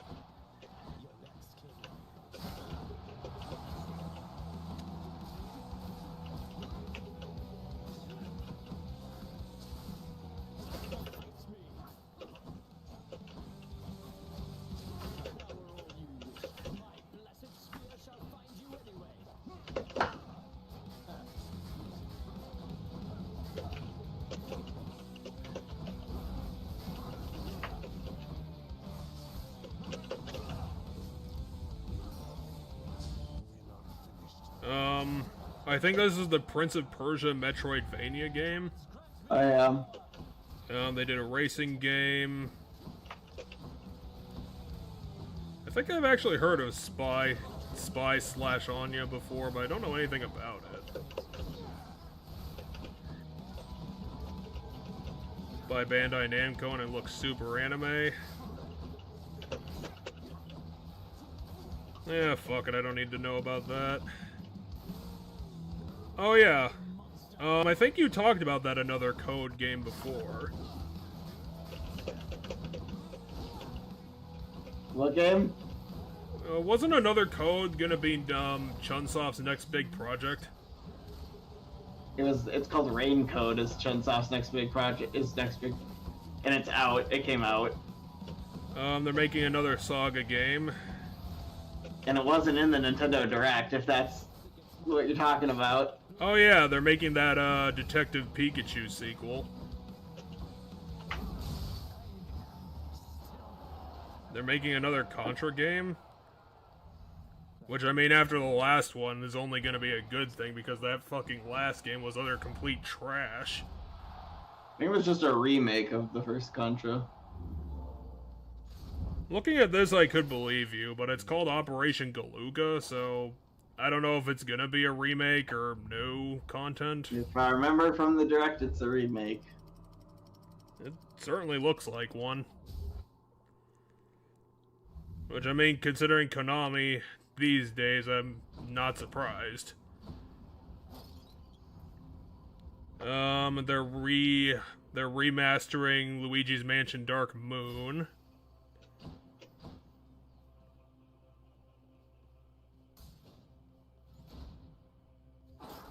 There's gonna be another WarioWare game. That already was announced. Of course, That was just more stuff information for at the Direct. We Mario already Kart knew 8. about it. It's just... And they ended on the 1,000-year door announcement. Yes. So they had a lot of stuff to show, but as per usual, it's a lot of new games that don't seem to have a lot of a profile. Because there was stuff like Battle Crush in it. And I've never heard of Battle Crush. I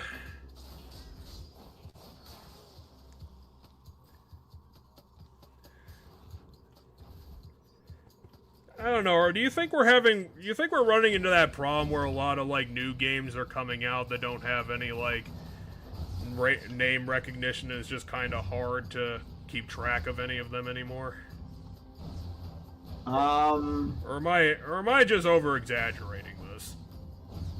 I think you're over-exaggerating it. When it comes to Nintendo, they don't work on a lot of new stuff at the same time necessarily. And there are a lot of big name stuff that was in the Direct that you haven't talked about. That's like DLC related projects to like games that came out more recently that are big successes, like Splatoon 3's DLC and yeah, I didn't mention that. And then, you know, Pokemon's DLC, and the new 2D Mario game that's literally just about to come out. It hasn't come out, like, I don't know if it comes out next month or late this month, but I know it's really soon, so, like, there is that. Oh my god, they are being the absolute worst right now. I guess the thing I was wondering is that, are we, like, getting away from the big franchises and, like, all these companies are trying to start their own franchises and, like, it's just kind of hard for any of them to be memorable? I mean, no, I don't think that's it. I think you're just forgetting everything that's come out recently. Like, we got a new Street Fighter game that came out recently. We got, that's a big franchise. We got, hold on, I'm focusing on trying not to get killed in this room. I mean, that's a fair thing to spend your time doing. Okay, we have, you know, the new Dragon's Dogma. People super love Dragon's Dogma, and that's finally getting a sequel. We have, I said the new Street Fighter. There's DLC coming for Resident Evil 4 Remake. That's all new story stuff telling what Ada was doing during the events, where you play as Ada during the events. I mean, is it actually new, or is it just a remake of the Separate Ways from the original game? Oh, there was a Separate Ways in the original game? Never mind, that might be a remake. Yes, then. there was. That might be a remake. Kind of surprised the game didn't launch with that, but whatever. I guess I'd be kind of peeved about it if Capcom wants me to buy it. But then again, I'm probably not gonna buy the RE4 remake, so I don't really care. I have it on my list for games to play around Halloween for our stream. But let's see, what else dropped that's really big this year? The problem is I only pay attention personally to like 3 companies, so it gets really hard for me to tell you what PlayStation, like what Sony did this year that's really big. And I'm pretty sure Ragnarok didn't come out this year, so that's Ragnarok did not come out this year, but I know there's other big shit that came out. Oh, there's the new Spider-Man sequel. That was super big. That's a Sony thing that's coming out this year. There was the new Halo this past year? No. I'm pretty sure that was last year.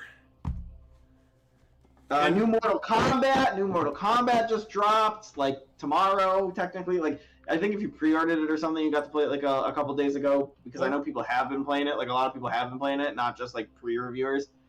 But like that's a big franchise. Tekken's getting a sequel. That's a big franchise. See, now I'm showing what I pay attention to fighting games. But did Pikmin 4 come out this year? Yes. Or it is coming out if it didn't already come. No, it came out this year. Yes, that game came out this year. That's a big franchise getting a sequel. Well, fuck it. I'll just Google list of games that came out this year because I'm pretty sure you're right, and I probably just forgot everything. I feel like you're just forgetting because like this winter is not looking that amazing. Everything's coming out like next year. Everything big that's been announced right now is coming out next year. Oh. Well, it's not a huge franchise, but Baldur's Gate 3 was this year. I forgot that game existed for 5 minutes. It is a beloved franchise, though, for the 3 games it has. Yeah, but you could also just put it in the D&D list of games, I mean, if you want to call that a franchise. It's yeah, but I feel like Baldur's Gate specifically has a beloved following. Yeah, you can't. I mean, D&D's beloved, but like D&D doesn't have the best track record with its games. No, I think the D&D game that has the best that track record for most people is Baldur's Gate. Oh, apparently Dontnod made a game this year, or making one. Ugh, I haven't heard about them since Life is Strange. But, according to this list, apparently N-Gage came out this year. Which... I didn't like all that much, but, I mean, it exists. There's too many of these small rats! And I don't have a build that's good at fighting all these small rats! Oh yeah, Metroid Prime Remaster came out this year, too. Or maybe, like, the tail end of last year.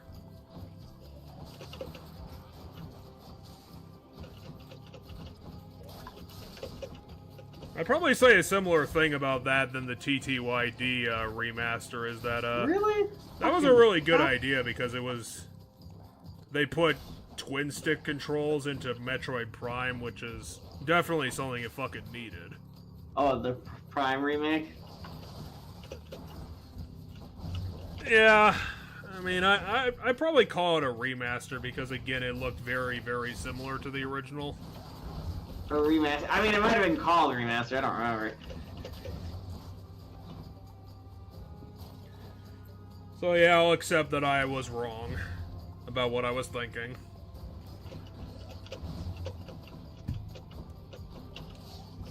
Oh my god. 2024 might end up being a pretty barren year if all the indie devs have to take the year off to deal with their engine bullshit. Yeah, in that regard.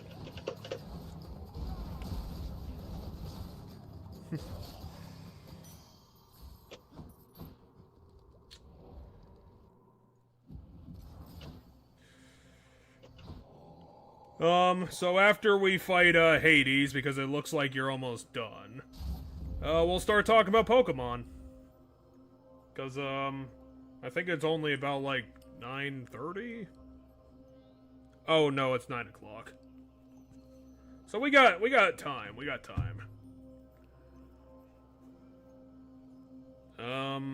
I would say do Dire Misfortune. I would agree with you.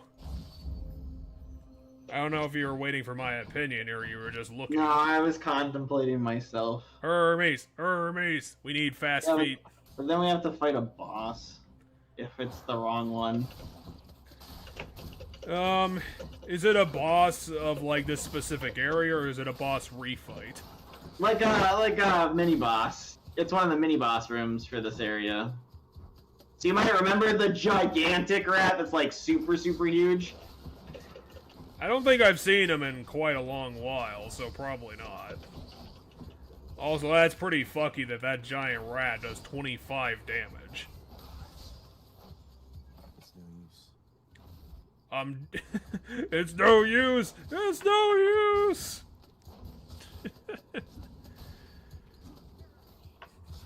It's no use, get stun locked into a wall. I tried opening the door like a half second before. Okay, cool. It's the right one. Hey, I was right. Something for Cerberus. I was right on a 1 out of 3 chance.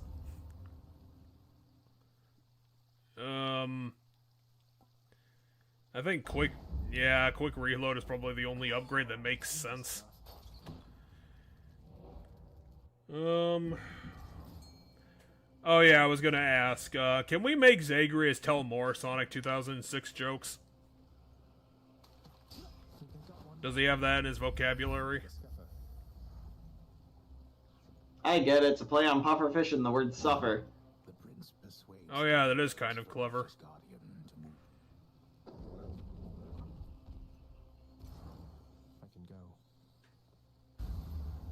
What is this? Is this 9 or 10? This is apparently number 9. Okay.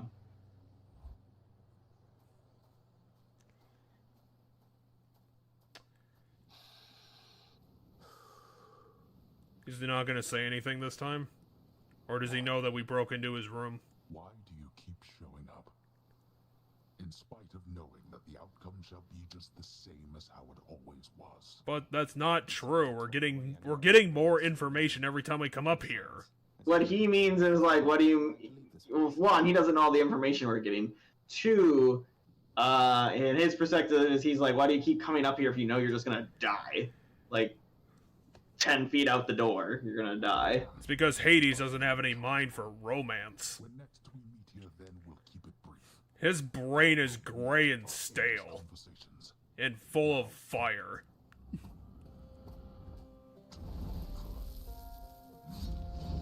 And all these capes he has to keep buying with his dead money.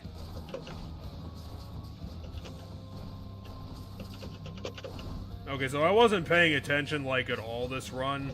What kind of build do you have to work with? I have I know you have Doom. I have crit cast. I have Doom on the main attack. I have crits on the special. I also have crit cast, so my casts are crit for a lot. I don't have any dash. I don't have any dash. You have the double dash. The greatest Mario Kart game. I have the cast do the lightning thing again, which is a lot of free damage. You certainly like playing this game on hard mode.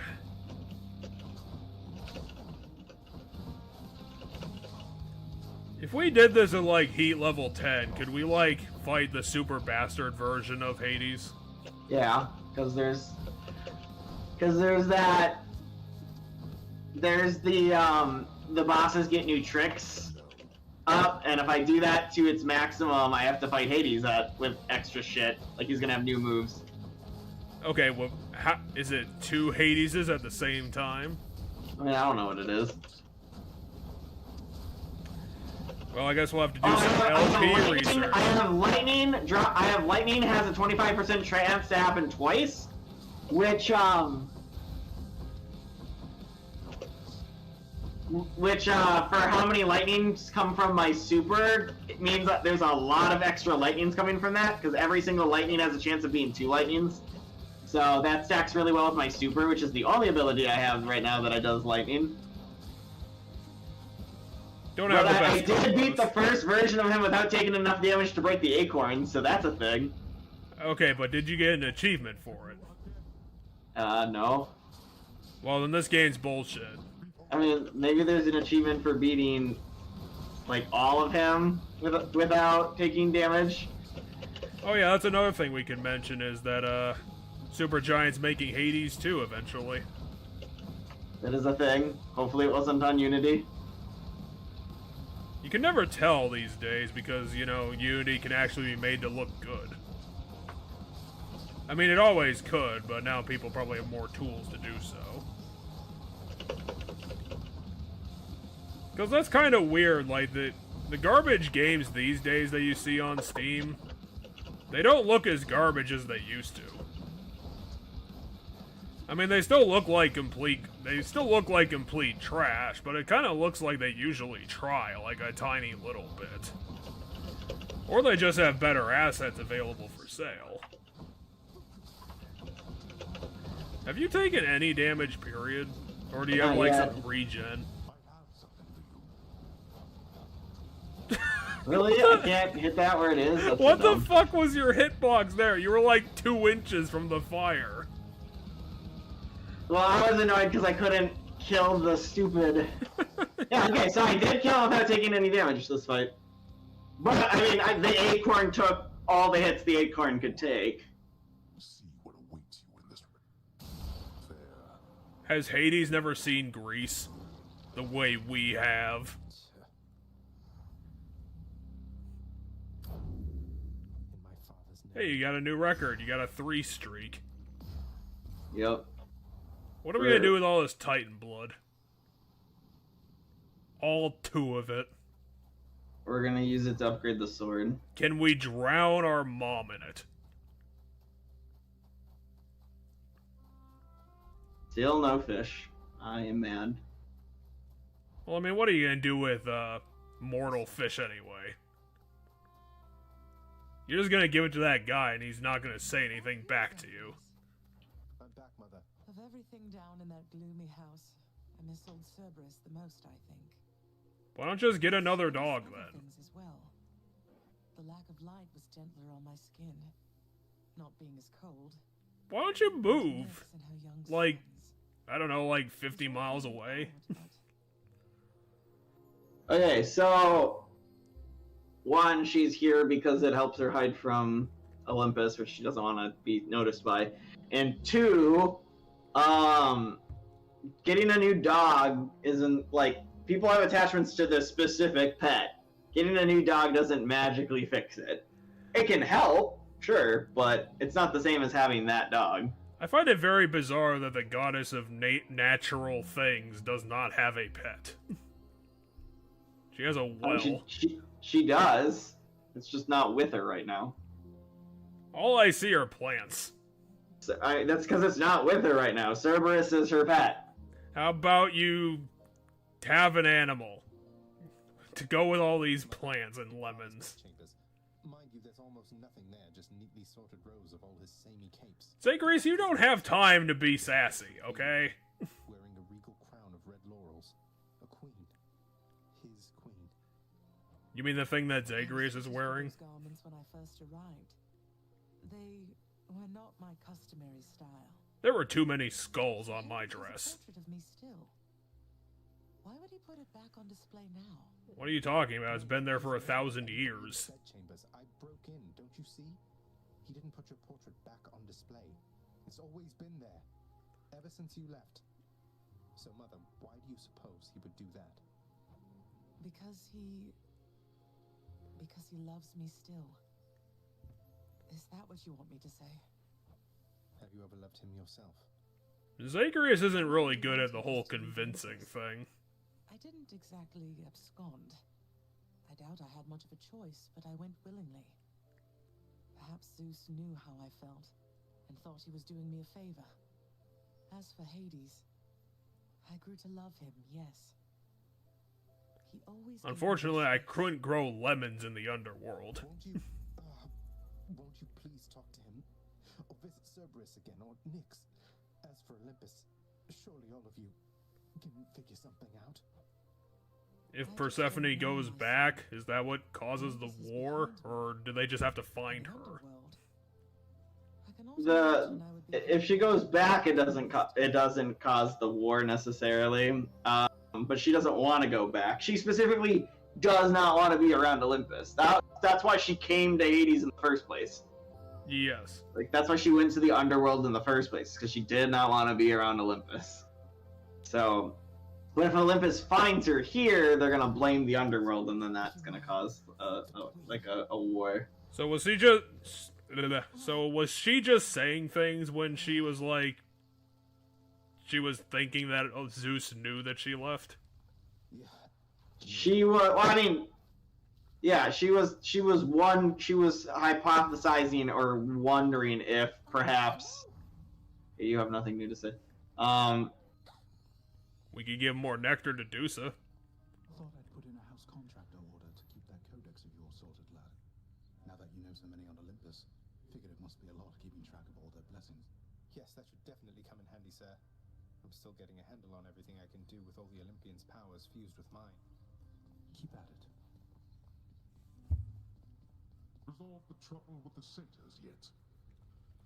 Yes. You want more pets? I got more pets here, boy. I'm sorry he disturbed you, Cerberus.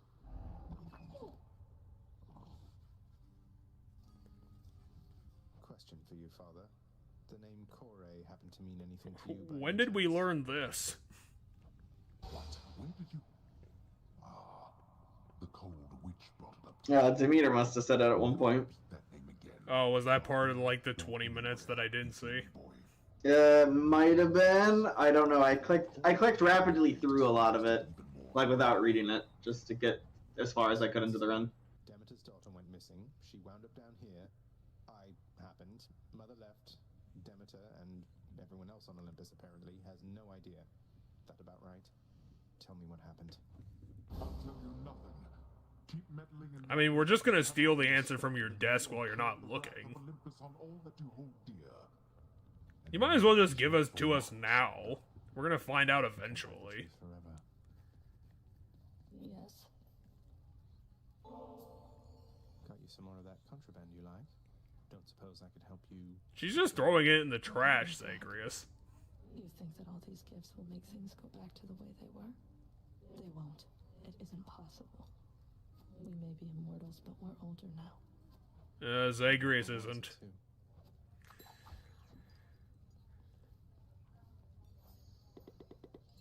Yeah, the lock is where you have to use the Super nectar.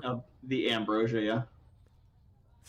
So we give her like 7 nectar, and then she's like, "No, now you have to give me the good stuff." Trade you these horrid things. Totally worth it. I mean, yeah, for 60 diamonds, I would say so. Wow. That's too good a deal to pass up. I mean, it was kind of a shitty deal, but still. It was 1 nectar for 50 darkness. I think that's good Wasn't enough. it the other way around? No, it was... The thing on the left is what I get, the thing on the right is what I pay. So no, it was 50 darkness for 1 nectar. Oh yeah, that's what I thought you got. Fair and square. It's like, this is me buying a bunch of keys, Why are you buying a bunch of keys? because then I can spend the keys to get nectar. And then if I had enough nectar, I could buy diamonds, but I don't have enough diamonds. But it's a trade-off system. Learned. Hi, Nick. Oh, you have something to say. Father loved her, didn't he? I mean, I don't know about you, but Nyx is one of my favorite characters in all this. Just stubborn enough to hold on to the idea of her, isn't he? But what she saw... She's so mysterious and caring. Your father was different with Persephone, to some extent. Also, she just knows He has always been everything. as you know him yet. Her lightness. It affected even him, I think. And he knows that he was better with her than... Sounds like a lot of pressure on Mother to fix all his failings. But it sounds as though she cared for him. I mean, she could And she help, loved Cerberus. I guess. She said she misses you. She did she? Pray tell me something, Zagreus. How is she lately, Eurydice, I mean. Her hair, Why do you care? She hates you. full bloom, Still his wife. poise, as proud and... Hasn't that not been a thing since we've Since seen they- Orpheus? Since they've been dead, but, you know, Orpheus seems comfortable with his her former wife.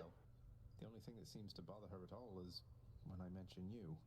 Is there nothing you Well, can yeah, do? Zagreus, you never ask her about anything else. I cannot change the past. Never my ask her friend. about her hobbies or her plans for the As future. you can plainly see by now, I'm dead to her. Rightfully so, at that. But that's just a technicality. I mean, you're here, she's there. So what if you're not breathing anymore? You have all eternity ahead of you. Don't you want to see her again? Yeah, but she hates I want me. to see my Again. Eurydice again. Why, yes. That more than anything, my friend. Provided she wanted to see me. I tried once to disturb her everlasting rest. Oh yeah, was Orpheus that guy that you had to keep telling me the myth over and over again about how he condemned both of them to hell because he fucked I'm up? not making this easy, Orpheus. He technically did not condemn himself to the underworld. I mean, everybody who dies is going to end up at the underworld. There is no other place you can end up. Okay, now we have to sleep. But Can we put Zagreus in a costume? He's got that whole chest. So the myth with them is not, it's not.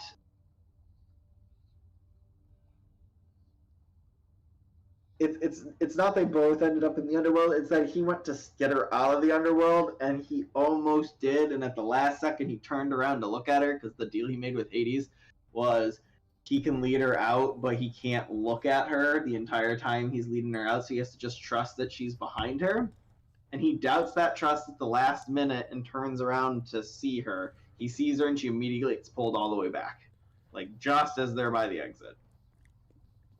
Now, what's worse, that or being turned into a pillar of salt? Probably being turned into the pillar of salt, if I had to take a guess. Damn, we still don't have the magic super sword. Oh yeah, we don't know. Can we yell at our sword to make it more powerful? Can we turn? I might kill a run just so we can get it, because we should get it next run now, like after the next run. Can we turn I might kill a run to get it. Can we turn Zagreus into an anime character? I mean, he's heavy sleeping because he hasn't slept for like 2 months. I'm late for work. Father's going to kill me. Wait, Zagreus has a job? Yeah, this is earlier.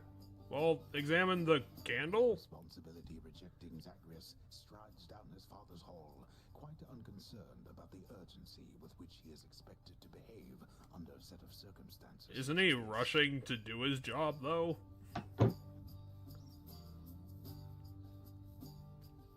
Yeah, but he's late. I mean, he's not unconcerned. Going as fast as I can. You hurry up. And then he yells at the narrator. The door to the administrative chamber beckons just beyond the hall. The prince perchance believes that he may... Or are we going to be able to open the other locked door? Yeah, we have to go into the last room now. You better not give me away, old man. Suggest you hurry in there, lad. Is he talking to the narrator? No, he was talking to us. Hurry into here. So this is where we work. We work in the scroll room? Yeah, we work in the office, essentially.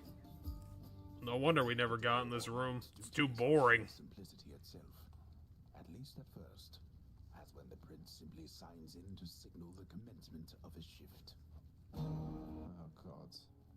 Get on. Now examine these 15 different things. Well, what is the latest explanation for your tardiness? Lost track of time admiring the courtyard view? Perhaps you were recuperating from your martial training. I mean, is that any better than you holding that scroll for the entire game? I'm sorry, Father. I just overslept. I must have overslept. How am I even supposed to know exactly when to be here? I mean, every moment, every day and night here, it's all Get the a same. clock, Zagreus. You live in a magic world. The hue of Ixion's green light takes on an obviously lighter hue when it is time. You're an embarrassment not just to me here, boy, but to this entire operation. Now get back to work. Who cares if he's an embarrassment to all these ghosts? They don't care. They don't matter. Reports concerning failed escape attempts from Tartarus require timely verification and official response. Neither of which Prince Zagreus Well, is fit. yeah, it's not part of his job then. He doesn't need to. He doesn't need to care. Expired house contractor renovations line a desk in the administrative chamber, though the prince has absolutely no desire now to organize them alphabetically by date. Well, then why did he show up for his shift if he doesn't want to do anything? Attendance records of the working shades who toil for the house need to be verified. The shades' due compensation rapidly approved. And yet the prince cannot remember all the necessary Just steps. throw gold at them until they go away. No one told me. The training lacking prince's efforts to administer approvals to the judgment terms ultimately leave a lot to be desired. Incorrect. Supplies on all the desks in the administrative chamber must be carefully maintained and neatly placed in a specific way, which Perhaps the forgetful prince has not yet memorized. Is this entire room just gonna be full of things that Zagreus can't do? A litany of complaints submitted by restless shades across the underworld must be evaluated, organized, and processed. But Prince Zagreus does not even know where to begin. Can't understand any of this. He can't understand a complaint. Reviewing lists of claims from shades with grievances. He can't understand the organization or the process he needs to process the complaint. Press upon his willful son.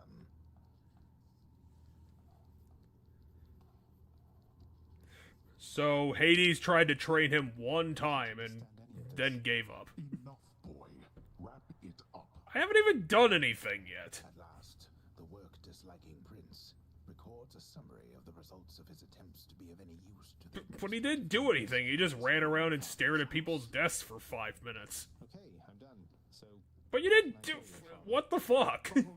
He attempted to do stuff, but it was either beyond him or so mind-numbing he got distracted. You needed this. I'm too lenient with you. I mean, what are you gonna do? Shove him into a lava pond?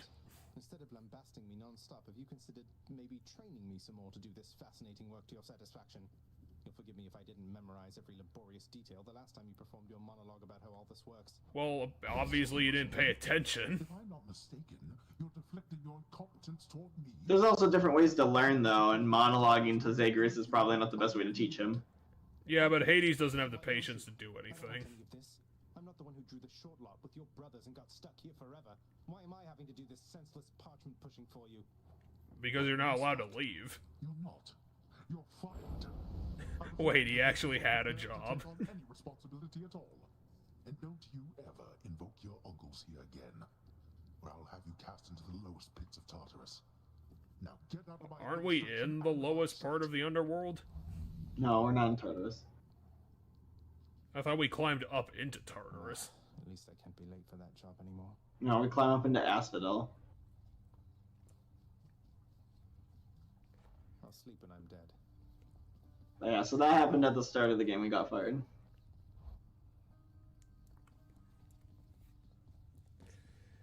Well, that's a character arc, I guess.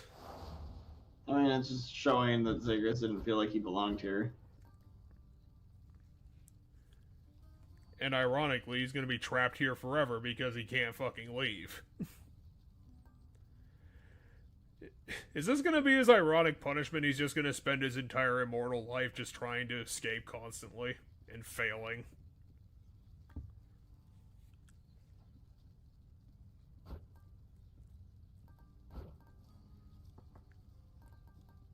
You really want to fight all of those Furies at the same time.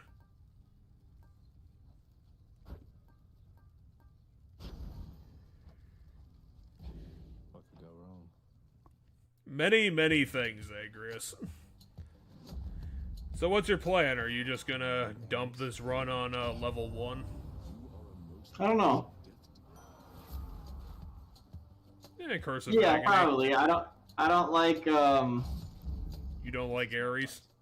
I mean, I like Ares, I just don't like that they're all low, rarity. Anyway, no, I'm not gonna grab Curse of Ares, and here's why. This I can hit once real quick, and inflict the buff that takes a hot second and then goes off. This is multi-hitting in rapid succession, so I'd rather have something that can do the rapid succession. So I like to put the curse of the Bane ability. I like to put that on something that that hits once for a good chunk of damage, and then you don't use it again for a hot second, because that works better. Yeah, maybe Dash Strike would be something worth getting.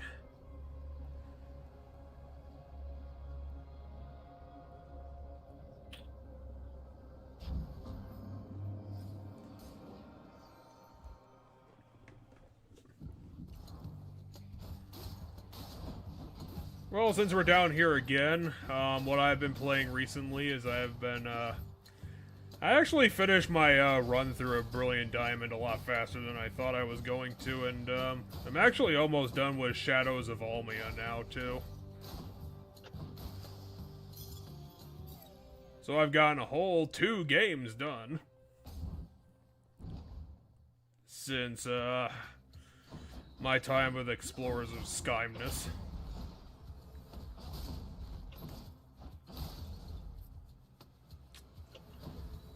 What was your team for Brilliant Diamond?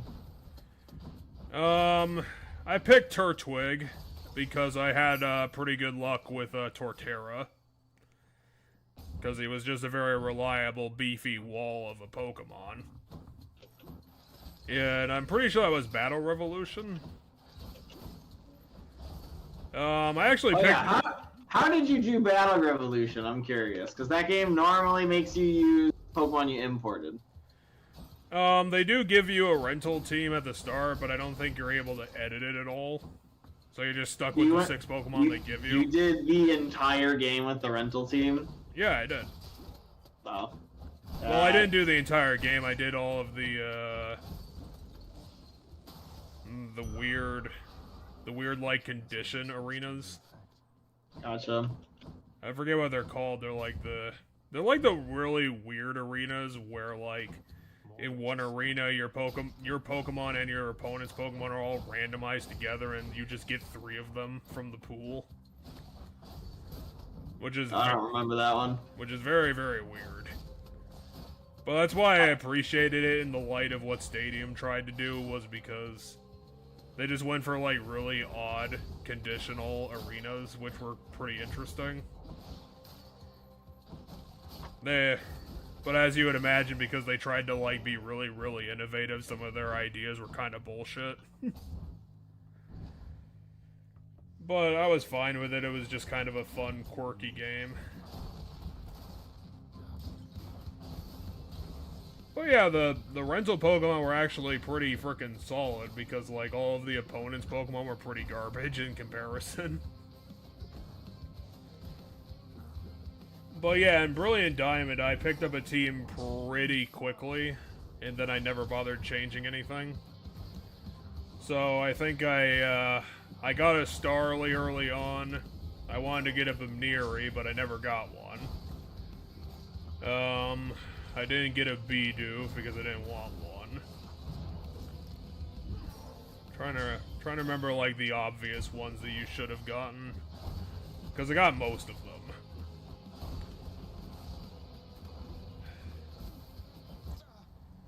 So I had Turtwig, I had Starly. Trying to remember. Stupid skeleton twins. I think the last Pokemon I got was a Bronzor. By one of those bloodless inferno bomber skeleton type guys. Nice. I always wondered what would happen if you just. Well, I was glad that you appreciated me. I like how what he said, it was actually what I did. He's like, I always wondered what would happen if you just stand there and let their bombs go off. That's actually what I did. I literally stood there and just let them kill me. Battle hunger I'd not felt before.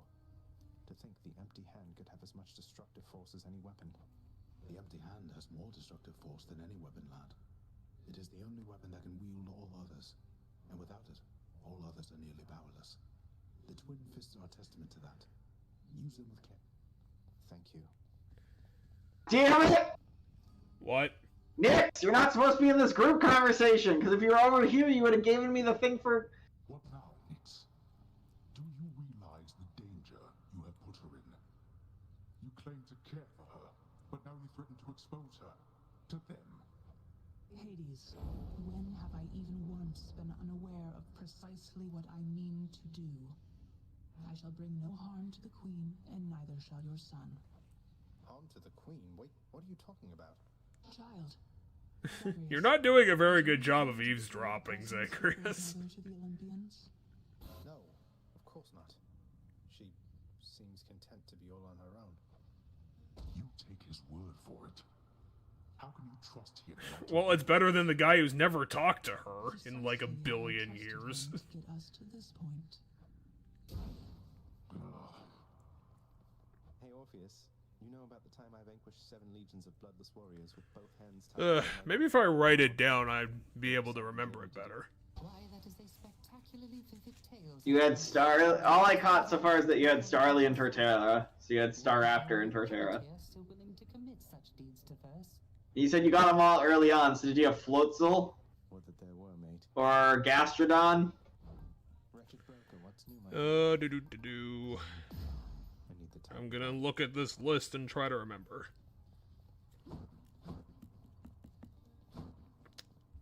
I just realized I need 3 Titan Blood in order to unlock the sword anyway. So dying just so we can get the sword will not work until I complete a run that at least gets me to the 3rd boss. Okay, I've got 5. I just need to think of the last one.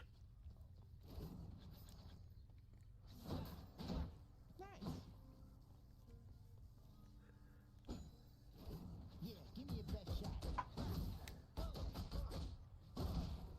nice. Far greater gods than I once wielded you. Oh, now I remember. Let's see here. So, So what were they all? by the end, I actually did, like, I think this is one of the better teams I managed to put together. Because, by the end, I had a, More time. I started off with a Turtwig.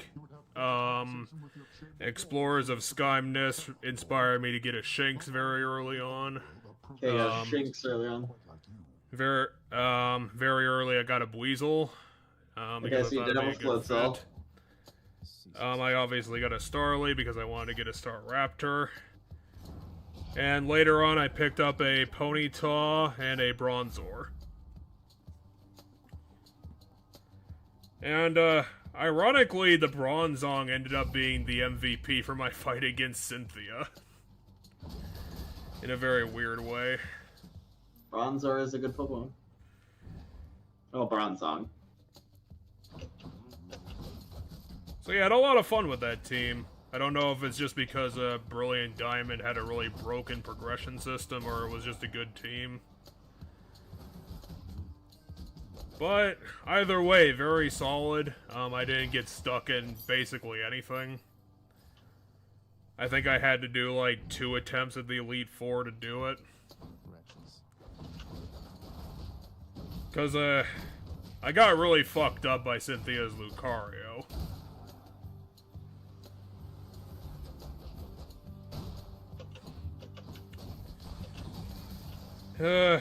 Couldn't revive my way around that one. New styles for the twin fists. What about that 900%? To armor specifically. Is that a big enough number?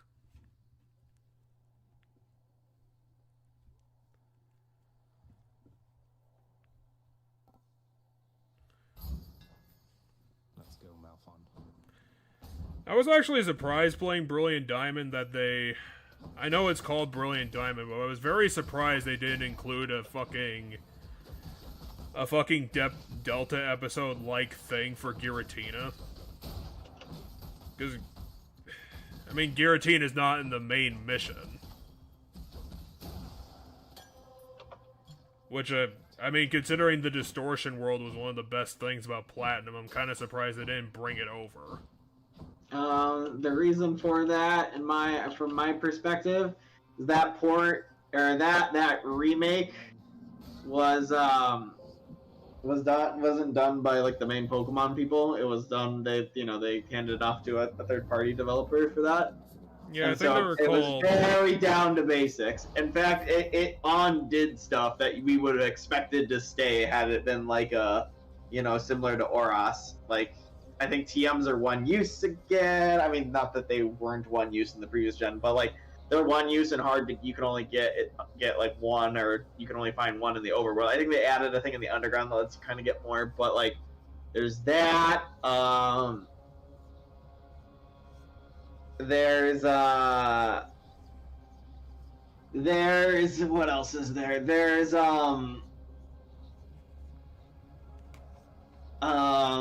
I mean, at least with the gym TMs, you get like 5 of them. That's true. They did do that, but they didn't change a whole lot. It's very similar to just original Diamond and Pearl, and I think a large portion of that's due to the fact that it was outsourced. Yeah, and then I would say the worst thing about Brilliant Diamond was Team Galactic, to be honest. Really? Because it was really weird watching them do things. Because, I mean, in portions, I don't even know if Team Galactic in of themselves knew what the fuck they were trying to do. Because at the beginning, it just seemed like they were going around doing very random terrorist crimes. And some of the flavor text said, like, the grunts didn't really know what the hell they were doing. Like, we're gonna rebuild the world, we're gonna gather all of this energy to make the world better, we're gonna capture Pokemon, I think. Like, they didn't really seem to have a very clear agenda on the lower level. The plot, or the goal of Team Galactic is Cyrus hates the world so goddamn much he wants to just destroy it and start over. He has that much contempt for humanity. Yeah, and then I was wondering, well, why did they take over the wind farm? Why did they need to take over a warehouse? Why do they have their own office building? Well, office building for recruitment, I guess. But, like, I'm trying to think why they needed to take over the wind farm. I know the lakes all have to do with getting the Guardian so they can get the legendary. I will say I think it's that, like, the scientists know stuff about the lake legendaries and stuff, and so they're attacking them for that purpose. I will say it was really funny, seeing that they actually legitimately blew up an entire lake. Yeah, they are. I argue they're the evil team that got the closest to achieving their goal out of all the bad guys in Pokemon. They got the closest. They usually get, like, to the legendary, at least. It's just that seems like it's the closest they ever get. But getting to the legendary doesn't mean they got close. But yeah, in Platinum, I'd argue, is the game where Cyrus got the most. The closest. He almost had that Angel of Darkness, but he just had to be so much more powerful than he thought. I was gonna say, a lot of people...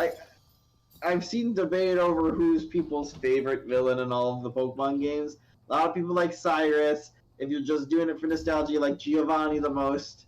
But I won't lie, Giovanni's not that bad. A lot of people like, though I think one of the ones that's very popular is the fifth gen with Gexus, and you haven't played the 5th gen yet. Not yet. It's coming up, but I think it might have just been because the consoles were easier to make for, but like, the first half of Pokemon is just full of fucking side games, and after, like, Black 2, they just kind of stopped making them. Because, believe it or not, between Diamond and Black, if my chronology is correct, they made 2 Pokemon Rangers in between them. Yeah, that was the heyday of the Pokemon spin-off games, were around Gens 3 and 4. But you know, they still made other spin-off games, because you have you have like Detective Pikachu got made. Pokemon Token Tournament. Yeah, Pokken Tournament got made. I think there's the one of, like, the minor mystery dungeon games got made, I want to say, after Gen 5, because I think there's one where you can play as Oshawott. It's either, I think it's Gates to Infinity or Super Dungeon. Because I'm pretty sure there was a Super Mystery Dungeon game. But yeah, I don't think there's one where you can play as the Gen 6 Pokemon. I don't think that's a thing. They probably gave up on the IP by that point. Which is kind of ironic, because didn't the remake for the first game come out, like, within a year? I'm pretty sure it was recent. Which remake for what? I think Red and Blue Explorer Team got remade. Oh yeah, the original. That got remade 2 years ago. Which I would definitely agree with, because the original game definitely needed a lot more polish. No, I think it was 3, because I've lived in the cities here for 2 years, and when I first was playing that game, I was living with my parents, so Had to be 3 years or 2.5, somewhere in there. Now, time to head on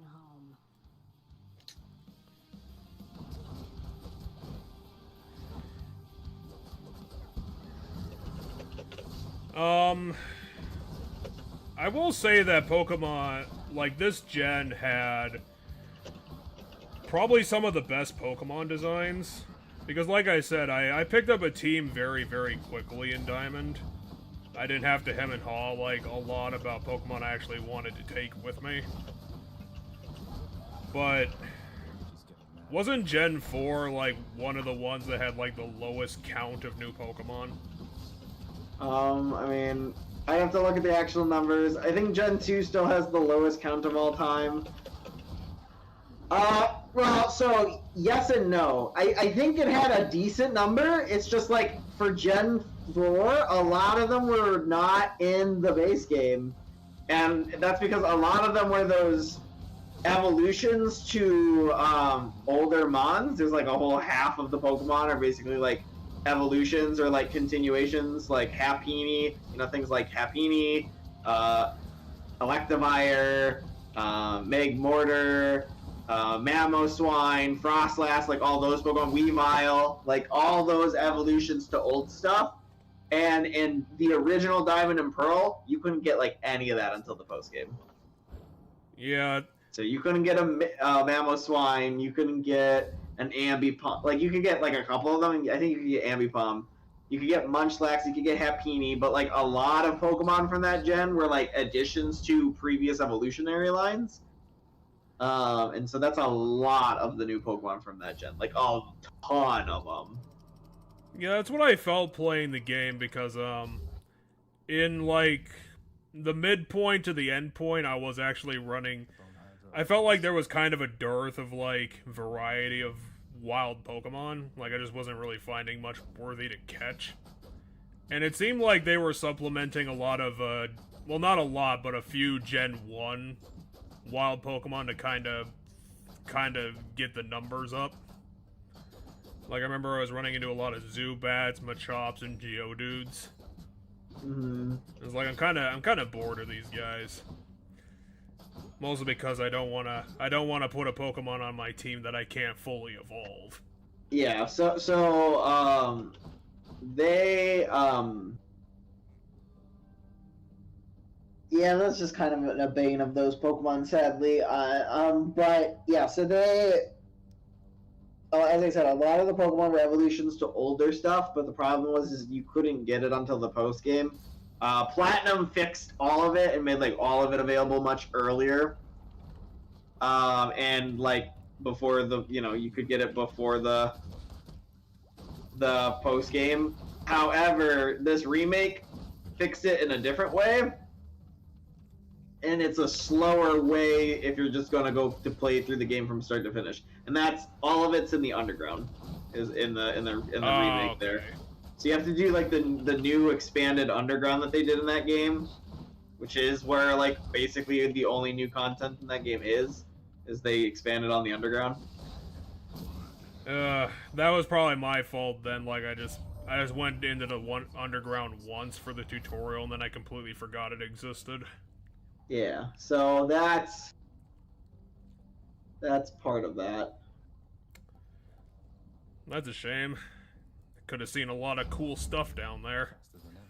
Oh damn, you are moving a lot faster.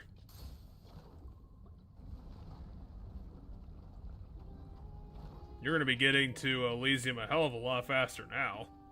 Yeah, what do you want? Oh. Yeah, but with the weapon I chose, I actually have to make it to the end. Because I'm not going to get... I already beat the first 3 bosses with this weapon, so I'm not going to get any of the things I need to unlock Excalibur in this run. I don't think Eurydice really going to care. You have to go see him and break out of his photo. Come on, you have the power, don't you? You're a tree lady. But you're the baby's kid. You want to pull some strings on our behalf? Go right ahead, I guess. But my dad doesn't respect me. Even if I could.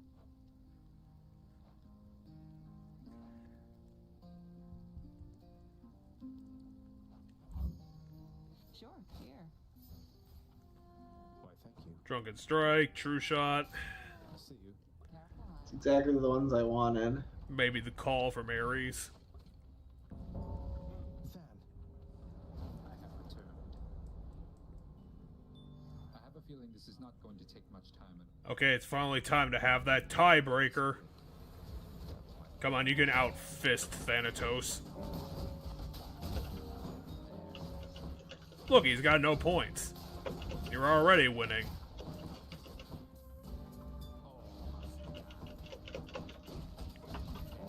All must die, including the one person, the one of you.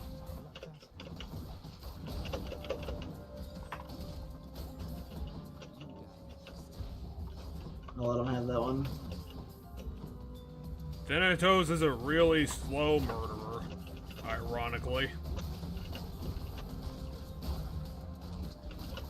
I don't think Thanatos is going to be able to catch up anytime soon. You beat him 3-20. Messenger Hermes has been in contact with you by now, yes? Hey, Ares' aid. Or you could get Super Doom. Nah, because the problem is I don't want that on the attack. You're just too speedy. Because, yeah, the attacks... I figured Drunken Strike works because that you want to get up to 5 stacks. And I can easily get that to 5 stacks, you know?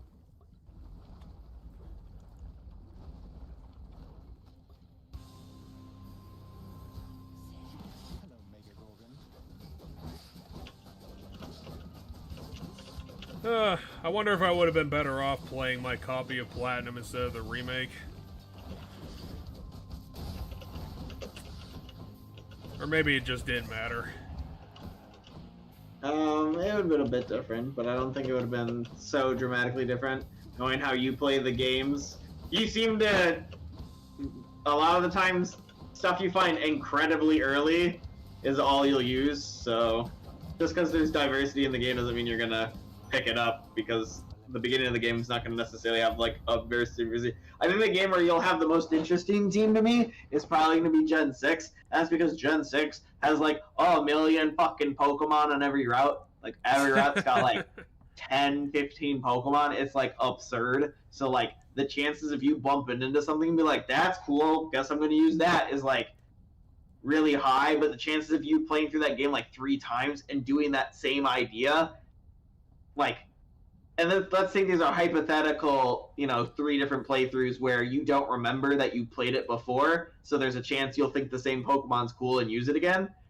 You'll still, I think, have a high chance of having 6 or 3 completely different teams.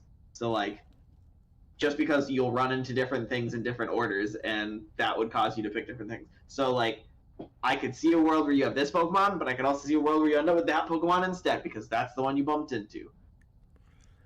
You also could just very well have a team that you've decided by the first gym, because there's going to be that many diverse options out the gate. That's going to be probably the most boring team you can get, just because you will have a lot of options, but you won't have a lot of interesting options. But if you fall trapped to the fact that you're like, well, these are the first ones I found, I want to use these, then you're not going to switch later on when other cool stuff starts to show up. But, yeah, you'll have, a ludicrous number of Pokemon to pick from just by the 3rd gym alone. And that's normally when I think I've noticed you have your teams, fully set up, is by the time you get to the 3rd gym. Meanwhile, I don't necessarily have my teams fully figured out until the 6th or 7th gym in most games. And then depending on the game, even later. The other day, I just finished my run of Scarlet. No, not Scarlet, Violet. And in that one, in my run of Violet, I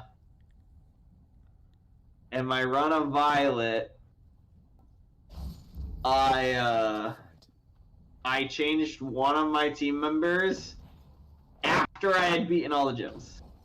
Now, given that game has other things to do that are just as feel like they're just as lengthy as the gym, because there's 8 gyms, there's 6 Titans you have to go beat, and then there's 5 or 6 leaders of the villain team you have to go beat, and you can do all of it in any order. And so I'll give all of it in any order, but I put that in quotation marks because the levels do not change. So if you do X thing first, it's always going to be this level. If you do it last, it's going to still be like level 10. So you can skip the thing that's level 10 and just walk by it. But it's still going to be level 10 at the end of the day when you get back to it. So there is a route that of everything that if you do it in that order, it's going to scale with you the best. Most players are on their first run are unlikely to do it in that order. I have noticed. Just because there are some things that seem like you can look at the map and try to make a route on the map, because at the beginning of the game it shows you where everything is on the map and you just have to find out how to get there. And if you do it in what looks like the most logical order for the most part, you'll find some things you'll do are there's going to be like one super huge level spike where it's going to jump like 20 levels on you and you're like, holy shit!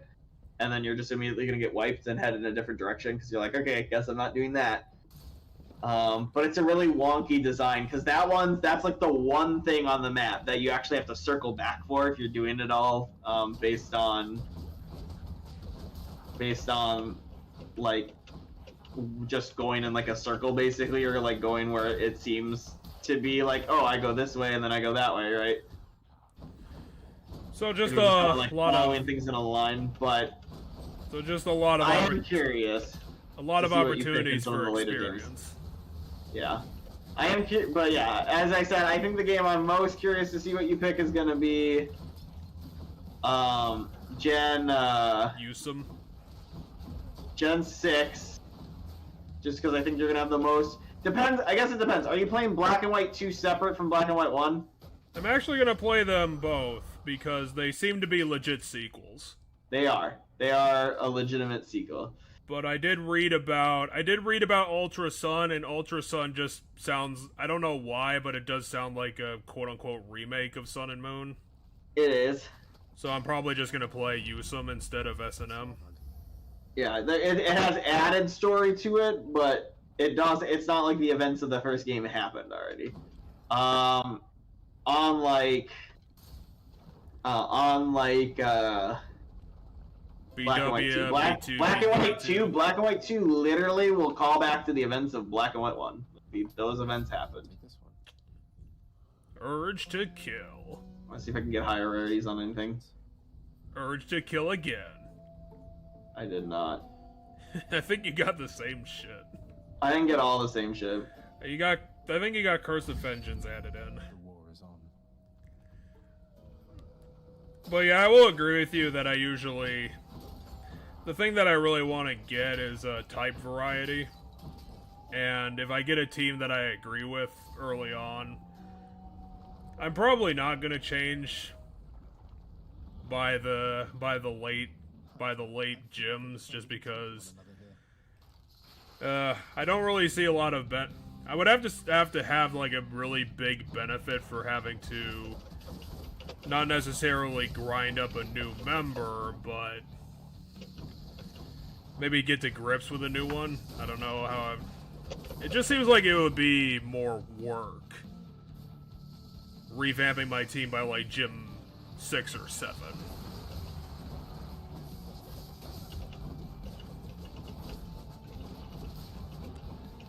But yeah, so here's the difference. You do type variety, I do type coverage. So I actually look at the types and see what I'm weak to and try to compensate for what I'm weak to. And I think I pointed out one of your teams in one of the past games you did where I was like, okay, here you are missing, like you are really weak because of the 6 types you chose, you're really weak to X, Y, Z. I know that one team in one of the 4 games was just really bad. I just can't remember if it was Gen 2 or 3. It's Gen 2 if I remember right. But yeah, I mean, I didn't even agree with that team, and I had a hard time with it.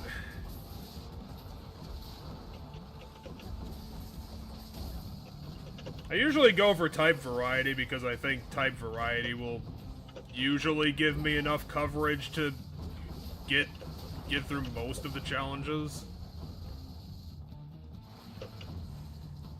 I guess I don't really build a team for like a specific answer to everything that exists. Just try to get something that would cover like most things. I mean, it's really hard to keep track of all that, because you have to think of, like, type combinations, too, because, like, oh, here I have this Pokemon that's good at fighting this type. It's like, okay, but what happens if you come across, like, something that has that type plus another type that helps cancel that out, meaning you have to have some other solution to the problem, right? Let's say you're like, oh, I have this Pokemon's really, you know, this is a fighting type. It's gonna get Steel. This is my Steel answer. It's like, okay, what happens when you come across Honedge? It's a Ghost Steel type. Your fighting moves won't work anymore. Hmm. You know, things like that. Grass type. Grass type would not help you against that at all. Water type. Water type would hit it for neutral. Perfect. I was gonna say grass would be resisted by a Honedge, because it's a steel type.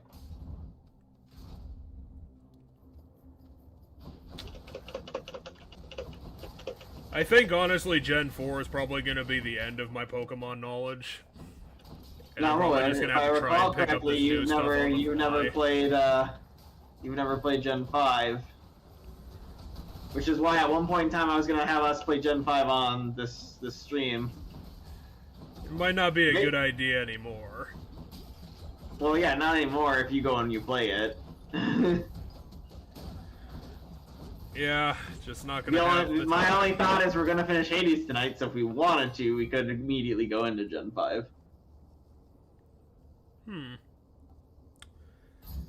Well, we'll have to talk about it. This run, if we win, should be the last run of Hades. Well, I suppose we don't have to talk about it. It's your choice. Well, I think part of the issue there is I want to both advise you, see your reaction, but also have you play it, and I think it might be better to just do Black and White 2 instead.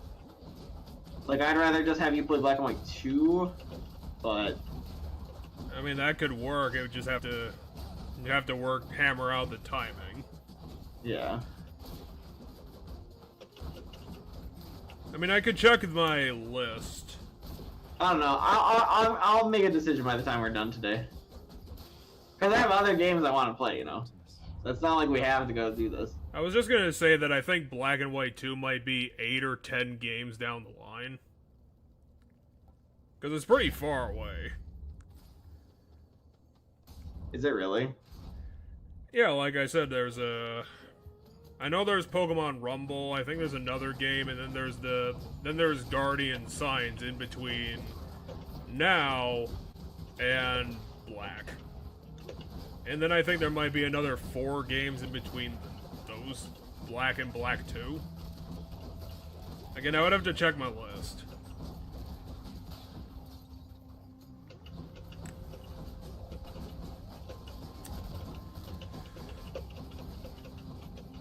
Ugh. But yeah, I did eventually want to get back to, since I was kind of drowning in Mother 3 last week. I didn't get to talk much about Explorers of Skymness.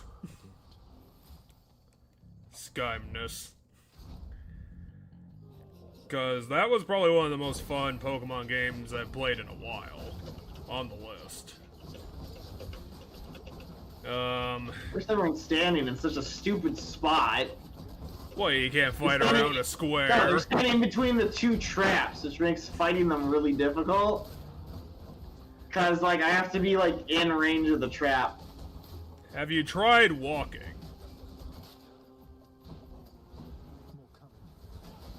Oh, God.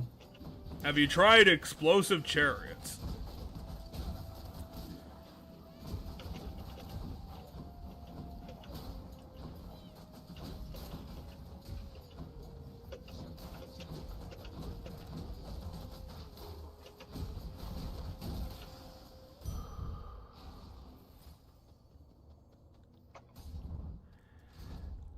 I guess the one thing that impressed me about that game specifically was that it's especially with Pokemon, it's very hard for me to get legitimately invested in any of these games. But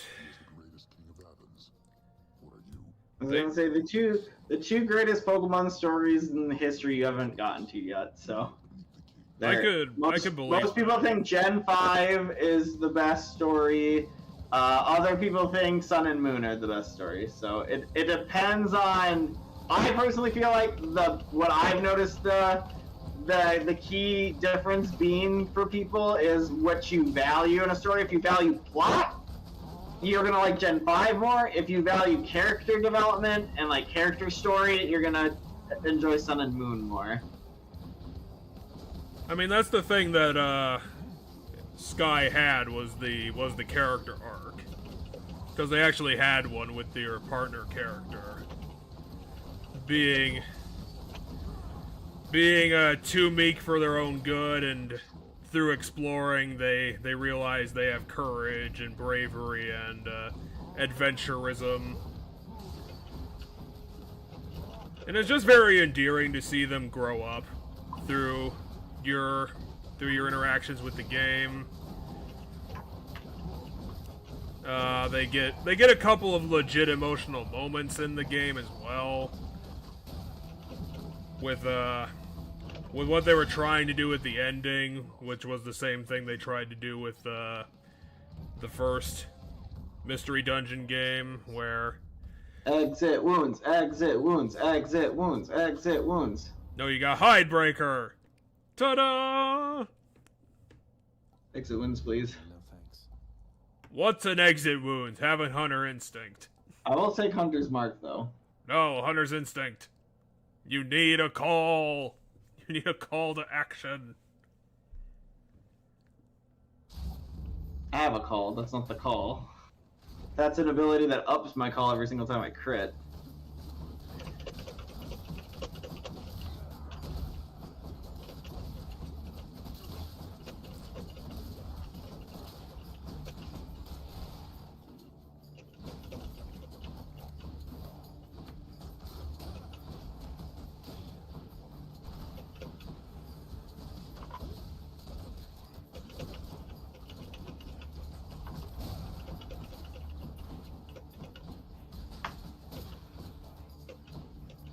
So I should get back to my point, now that I've thought about it a little more, is that I guess for those who don't remember, the plot has to do with Dialga, so it has to deal with time travel into a future that got really, really fucked up.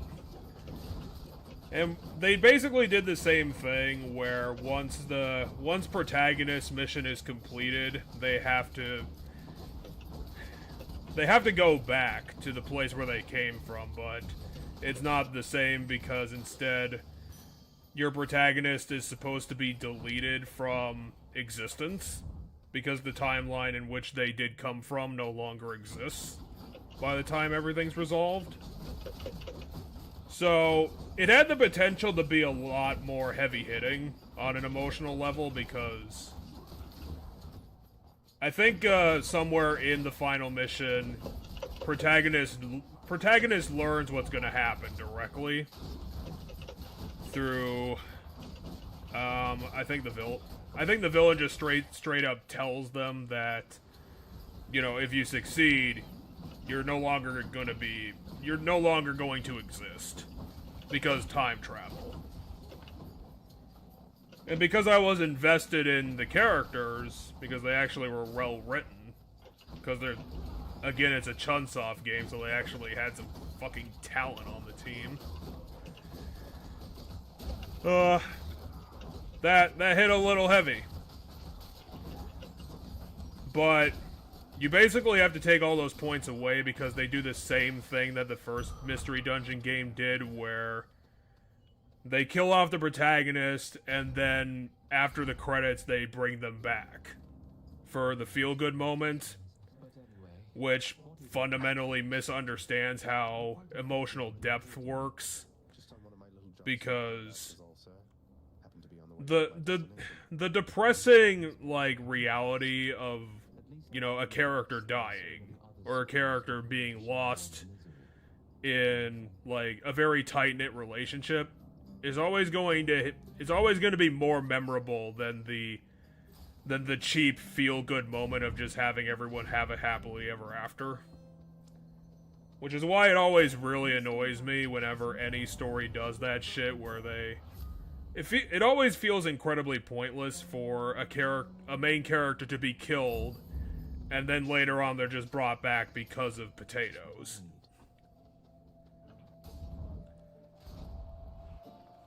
I will give this game specifically slightly more points because they did it canonically about 5 months after the character died, and it wasn't the partner making a wish specifically to do it. It was Dialga on their own deciding to do it for, like, the greater good of, I guess, the society that lived there, because he had time travel powers. So he's able to resurrect people from no longer existing timelines because, again, of potatoes. So I am willing to give this story, like, a tiny bit more credit for not being as stupid as they usually do it.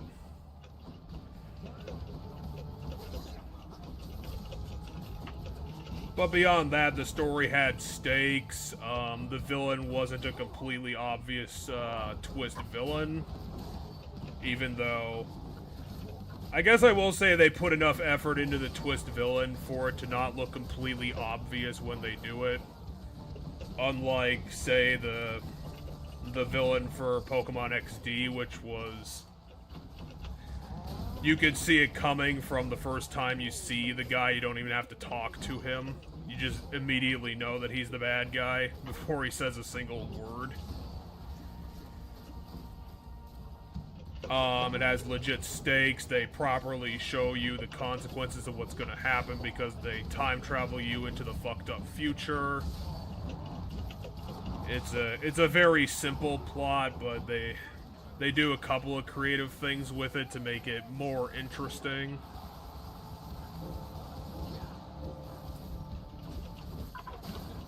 They even throw in a couple of red herrings amongst the plot turns to, I guess, keep you guessing.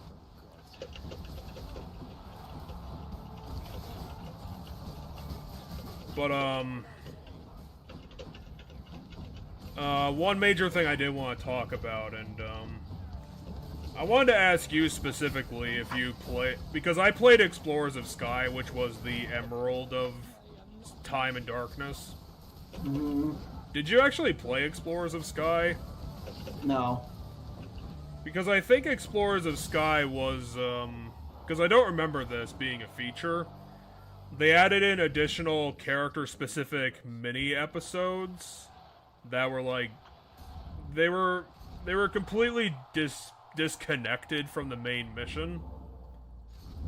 So I mean, does that sound familiar? No. My keepsakes. No, it doesn't. So I don't know if you can get more of them, but there are 4 of these stories that I got throughout my casual run of the game. Okay. Which are stories of, They might have been there. I never finished Explorers of Darkness, which is the one I played.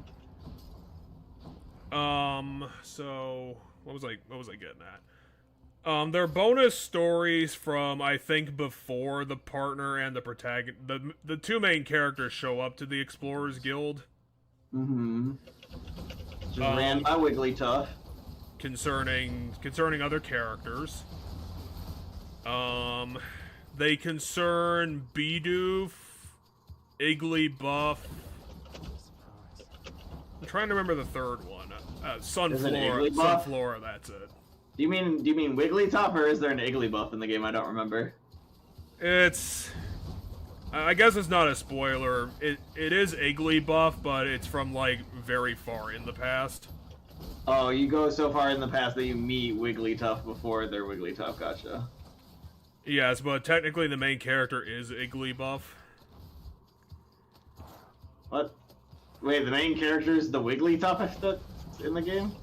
The main character is the main character is the Iggly buff that will grow up to be Wigglytuff. Yeah, they're also whatever you played as or rolled. No, What? these are different character bonus episodes. Oh, okay. So the main character of this episode, you don't mean the main character of the game as a whole. Yes, yes. It's kind of like DLC chapters, but not really. And then the last story is about an explorer team called Team Charm that had a bit more effort put into that episode specifically because they Team Charm was given a unique theme song, and I would suggest YouTubing it because it's really good. It's very cheesy. In kind of like, Oh my God. I don't know what you call it, like 70s, Fuck this 80s. room! How do you have 4 HP? Cause fuck this room, and I'm mad. I literally was at full HP when I came into this room originally. How can you be so mad when I'm talking about stuff that's positive? I was eventually gonna get to my main point. I just wanted to kind of lay the groundwork here.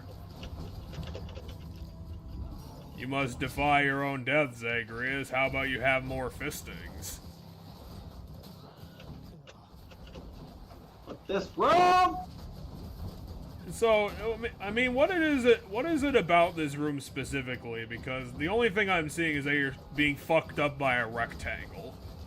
I'm being fucked up by the poison combined with the laser guys that were in the early part of this room. So was that your first choice? Don't spend it all in one place, mate. Peer pressure.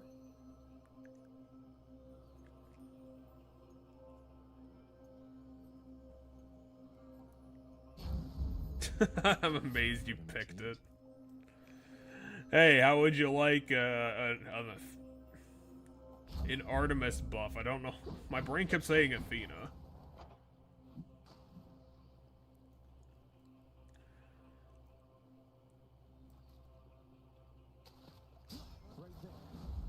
Hey, you got a scuffer.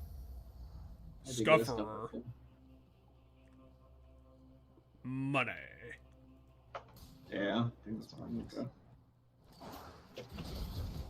Hey, look, it's your favorite friends, the Snaders. Well, that was easy. Here's hard mode. So getting back to where I left off, I would recommend finding the Team Charm music because it has this very nice, corny 70s, 80s cop show sound that I like personally.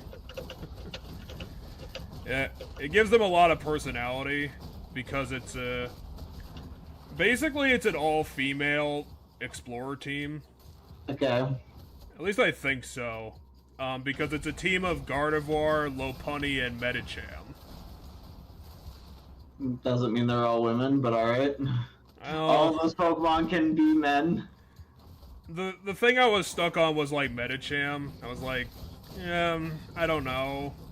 They're supposed to all be female, but If it's stated they're all female, then I'm assuming they're all female. I guess it doesn't really matter.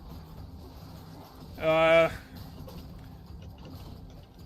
mean, they're very it's very wonderfully they have wonderful personalities. They're very brash and self-assured. They know that they're the best, and they're gonna prove it to everybody who constantly naysays them.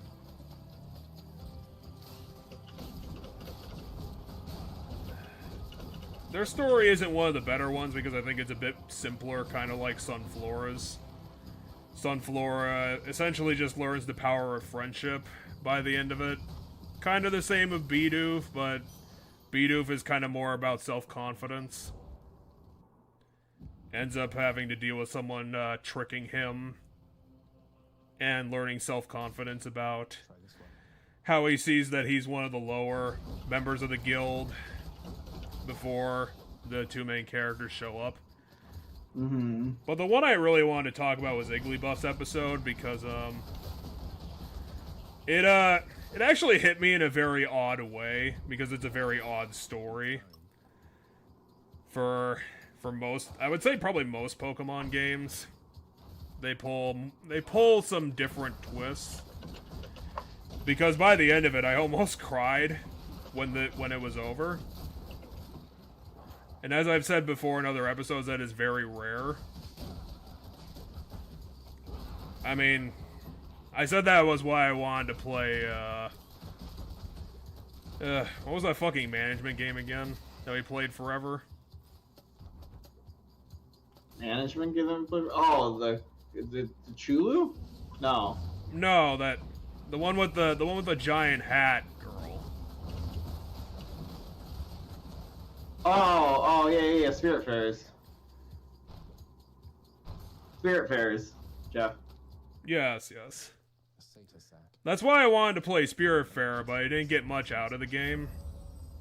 Hey, a legendary one. Do you even have Blade Rift? Yeah, I have my Ultimate's Blade Rift, and so is my Dash. Well, I guess we'll see how good these legendary things are.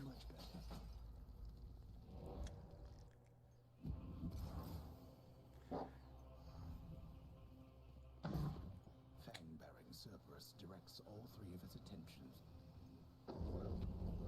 Alright, run number 10. Thank you, boy. This should be the last one, and then we'll beat the game, and the end credits will roll. Wait, seriously? The credits will roll? Yeah, we'll get the credits. I thought this game would just continue into infinity. No credits. I have done virtually everything within my power to prevent this. Or are we gonna get a denouement? For nothing. The fates were not content to saddle me within the earth. They mock me still. Has anyone actually tried to kill you, Hades? Like, permanently?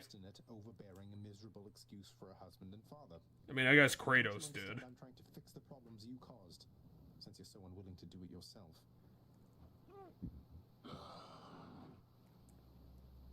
Hades is just so annoyed at his constant failure to stop his son. I made my choices in all this. I loved her, yes. I loved her terribly. Wait a second. But now, it seems I'm merely delaying the inevitable. Go then.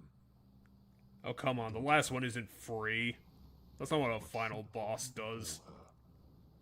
I shall bring my worst wrath upon whomever is to blame, including you. So Hades is gonna blow up all of the underworld? You're just afraid of getting struck down again. I don't think Hades is afraid of shit. Before I reconsider. Wait, he even gives us a free Titan blood? Yup. So, the last run of the game, Hades is weary of fighting the same battle and says, just go. We're not gonna permanently leave, though. We're gonna die in 10 minutes. No, and in the after game, if we fight, we're gonna fight him again. Hey, look, final spot!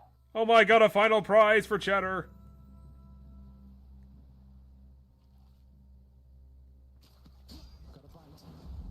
You just got a bass. Yeah. Surface, they're normal fish and not joke names. Boo. Boo. See, I think that's the fun part of that joke, is the fact that in all the rest of the game, you got joke fish. What, no that second have these fish? silly names. No second fish. Oh, I thought she Now died. she's all the way over here. I thought she died. What is all this? Her garden? No, she has a packed bag in front of her. Oh, okay. Truthfully, I hoped that I could make it a surprise. I'm gonna come to your house. My arrival. I'm going to your home to serve. I just had to pack 3 lunches. Your father. Really? Mother, you're serious? I am. Now, I mean, there has to be more to this. things. Only a few loose odds I'm bringing, just in case. If we hurry, maybe you could join me. rather than return the customary way. Not something a mother ever wants to see. Aren't we gonna have to walk through a bunch of monsters, though? Wait, how are you going to get back? I hadn't thought that far ahead. Oh my god, Zagreus, you are a fucking dumbass. You can give us a ride. Couldn't think for 5 minutes. Doubtless he has pressing matters to attend to. So let's not keep him waiting any longer, son. Come on, then. Well, how did you convince him to get a personal ride? I'm still alive. But how? You're on the River Styx. No longer in the mortal realm entirely. I can't believe that this is happening. I know. My heart is racing. Nothing like a river journey to remind oneself that there's no turning back. Seriously. Though even Doesn't after all this, Persephone still have the power to leave every 6 months? so many questions for you still. I mean, she can leave all she wants, I guess, yeah. Time for them, I think. This, if you haven't noticed, this story doesn't seem to follow that legend, as it's been eternally winter the entire time she's been gone, because her mother, the whole reason it stops being winter is Persephone returns to Demeter. And so Demeter turns winter off because she's no longer depressed. But Demeter in this game is all ice stuff because she's been depressed the entire time. So she's never not been that way. Ever since Persephone left. So it's always, that's why it's always winter at the top, and the only area where it's not winter is where Persephone is, because Persephone makes the area around her spring. So is Persephone leaving gonna fuck up the mortal world? I mean, presumably the mortal world's already fucked up because it's already been who knows how long of winter, but... Well, I guess it doesn't matter then. I'm just wondering if there's gonna be a shoe dropping some point.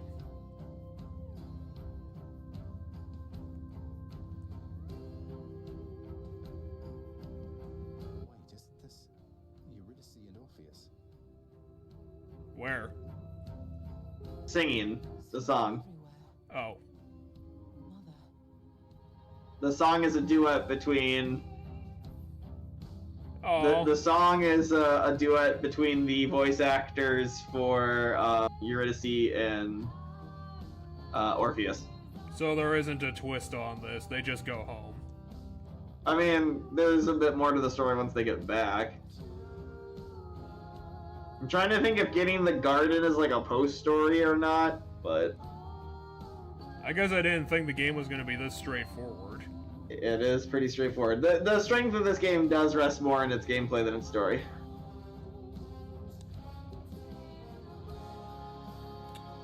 Well, I guess I'll just say that, I mean, it looks like a very solid hack and slash game. It's got a lot of features to it and combo stuff you can manage. I guess I probably wouldn't call it GOTY material myself. Because I think that, as good as the gameplay is, I really need the story to deliver that second punch.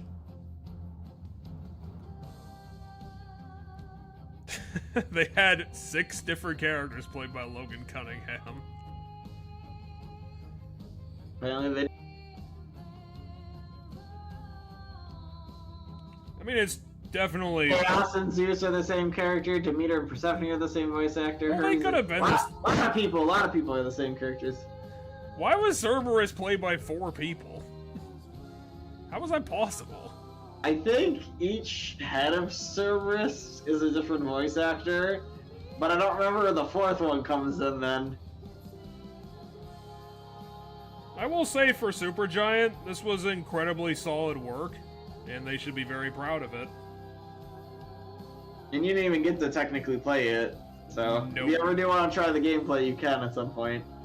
I'll let you play on my thing. Well, I'm definitely not gonna buy it. I don't like it that much.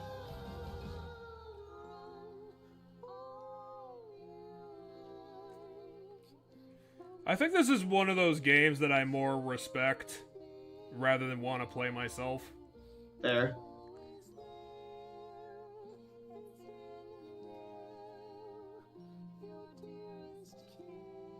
Sporto sellout. Did they just have random, like, Discord jackasses playtest this? Yeah, I think was this game done with, like, were there backers for this from like Kickstarter or something? I think that there might have been. Here's your backer reward. You get to playtest the game. Yeah, I think that might have been a backer reward. Jeff Keighley? Really? Yeah, special thanks to Jeff Keighley makes sense. I think this game was pushed super hard by the Game Awards. Phil Spencer? Just special thanks. Yeah, they must have done something to help. He said hi.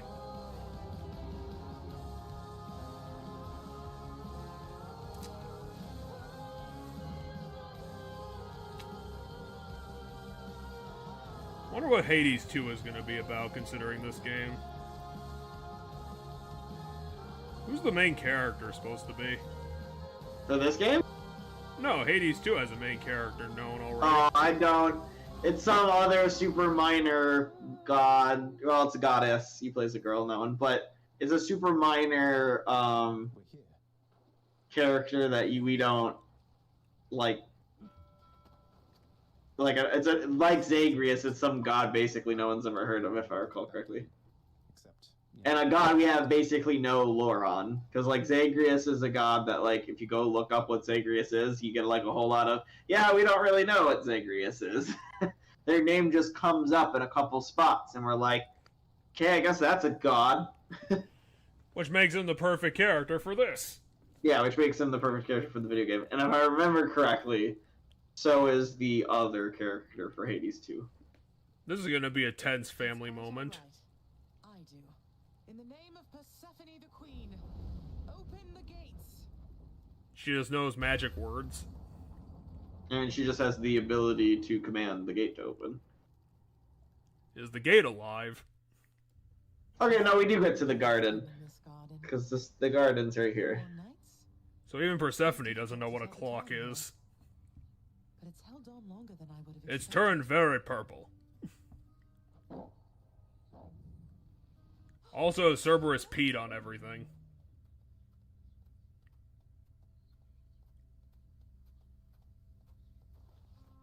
Persephone, I'm still holding the scroll. Cerberus. Come on, Persephone. And dutiful as ever, aren't you? What a dick move. I'm sorry. Know that I am sorry. That's the first time we've seen him look like that. You look tired. Though I am not the only one you ought to be apologizing to. How about your son who you've killed 15 times? I know why. Why have you returned?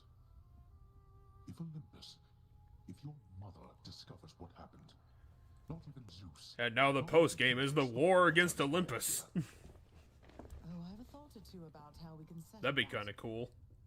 Though I shall need for you and Zagreus to cooperate with me on a solution. Or, if you'd rather... Let's put a scarecrow out that looks like Persephone. A solution? What, do you intend to have them over for Ambrosia? Not even you can fix a broken family, Persephone. You're right, Hades. Hades. Kettle. Certainly not by myself. So are you going to help me or what? I would do anything that you would ask of me. Then first, talk to your son. As I point in your face. Zagreus, you have already met Persephone, our queen. I expect for you to show But she's my mom. times. Wow, Father, you called me by my name.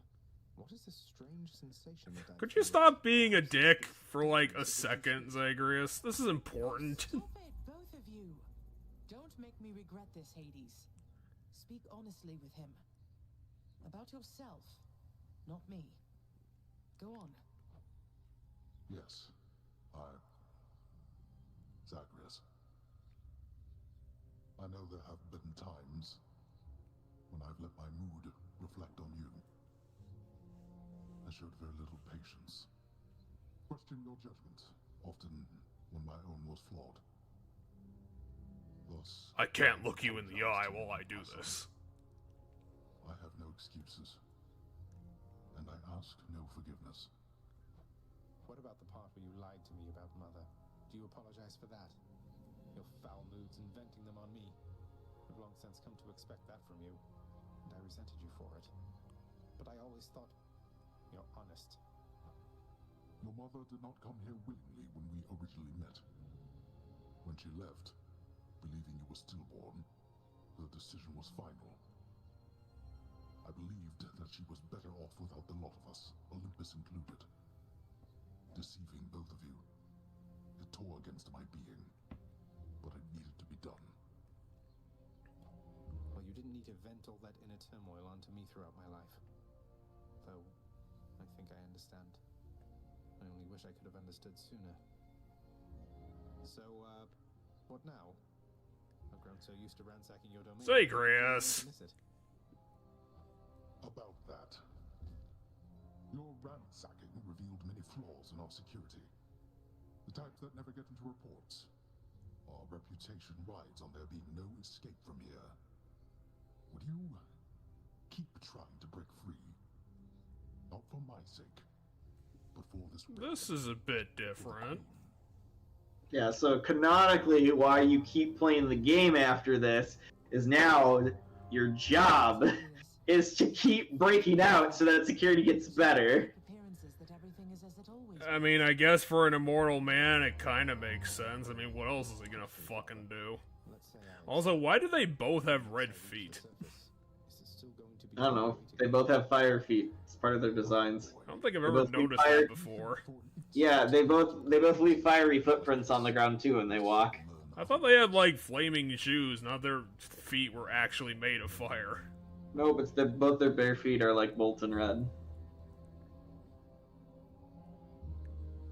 Zagreus couldn't file anything to save his life, but he can kill things. Why would you need to kill Hades? Perhaps you'll also tend to my little cottage while you're in the area.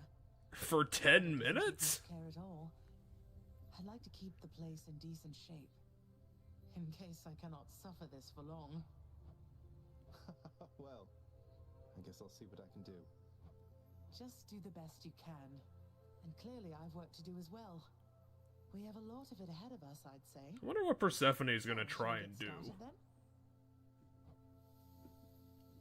I can't imagine she's gonna just tend to the garden. Thus was Hades, feared ruler of the dead, reunited with his long Has Hades ever looked like that? the queen, and together with their Kind of. son Prince Zagreus, It looks too gray. to reign eternally Something's wrong with the colors. relative harmony. See, I think there's too much blue in the gray. His return marked an occasion of enthusiastic joy, so much as possible. And they all became Roman for some reason. Of the dead. And even after all this time, Do we get to unlock, like, Hades' spear as a weapon? there, in the underworld. After all this time, it's only been a few days. Why are you in your dad's room? Mother and father are back together, made some new friends, got this fancy painting. Easy. Because the painting's on the wall in the room here. The painting of all of them that we were just looking at is up on the wall. And he's been staring at it for 3 days straight.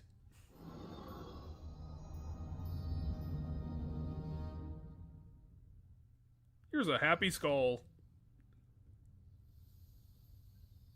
I can't entirely get used to seeing us together like this. I can't get used to looking at your yellow feet.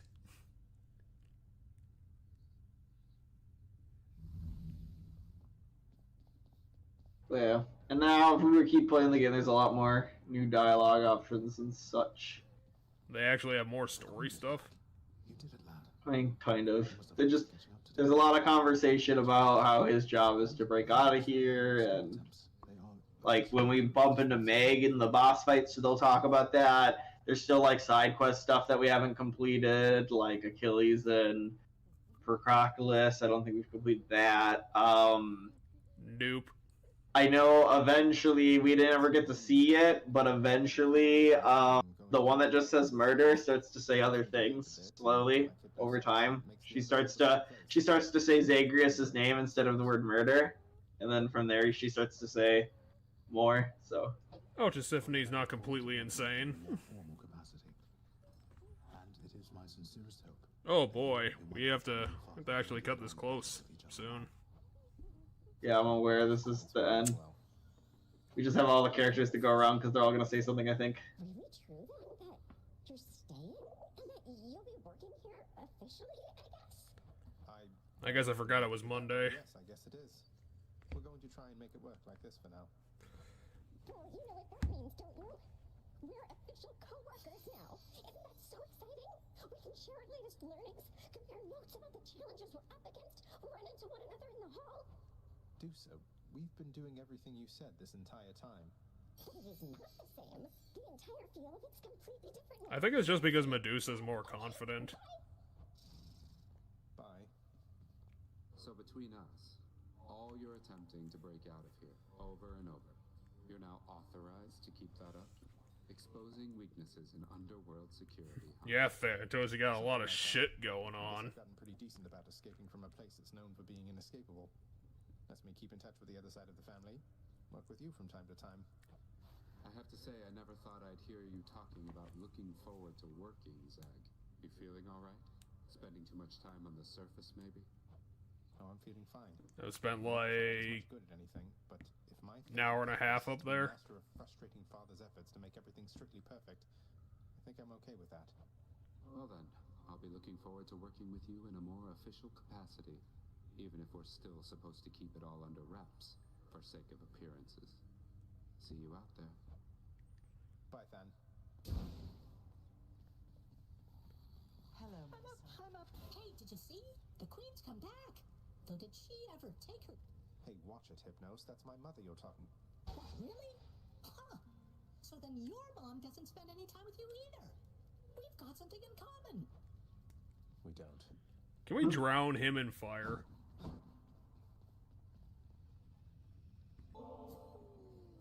Mother, was it always custom in Father's house to secretly give nectar to those you care about? I guess it also could have been a thing on Olympus. Look, I wanted you to have this. Oh, Zagreus, you're so thoughtful, truly.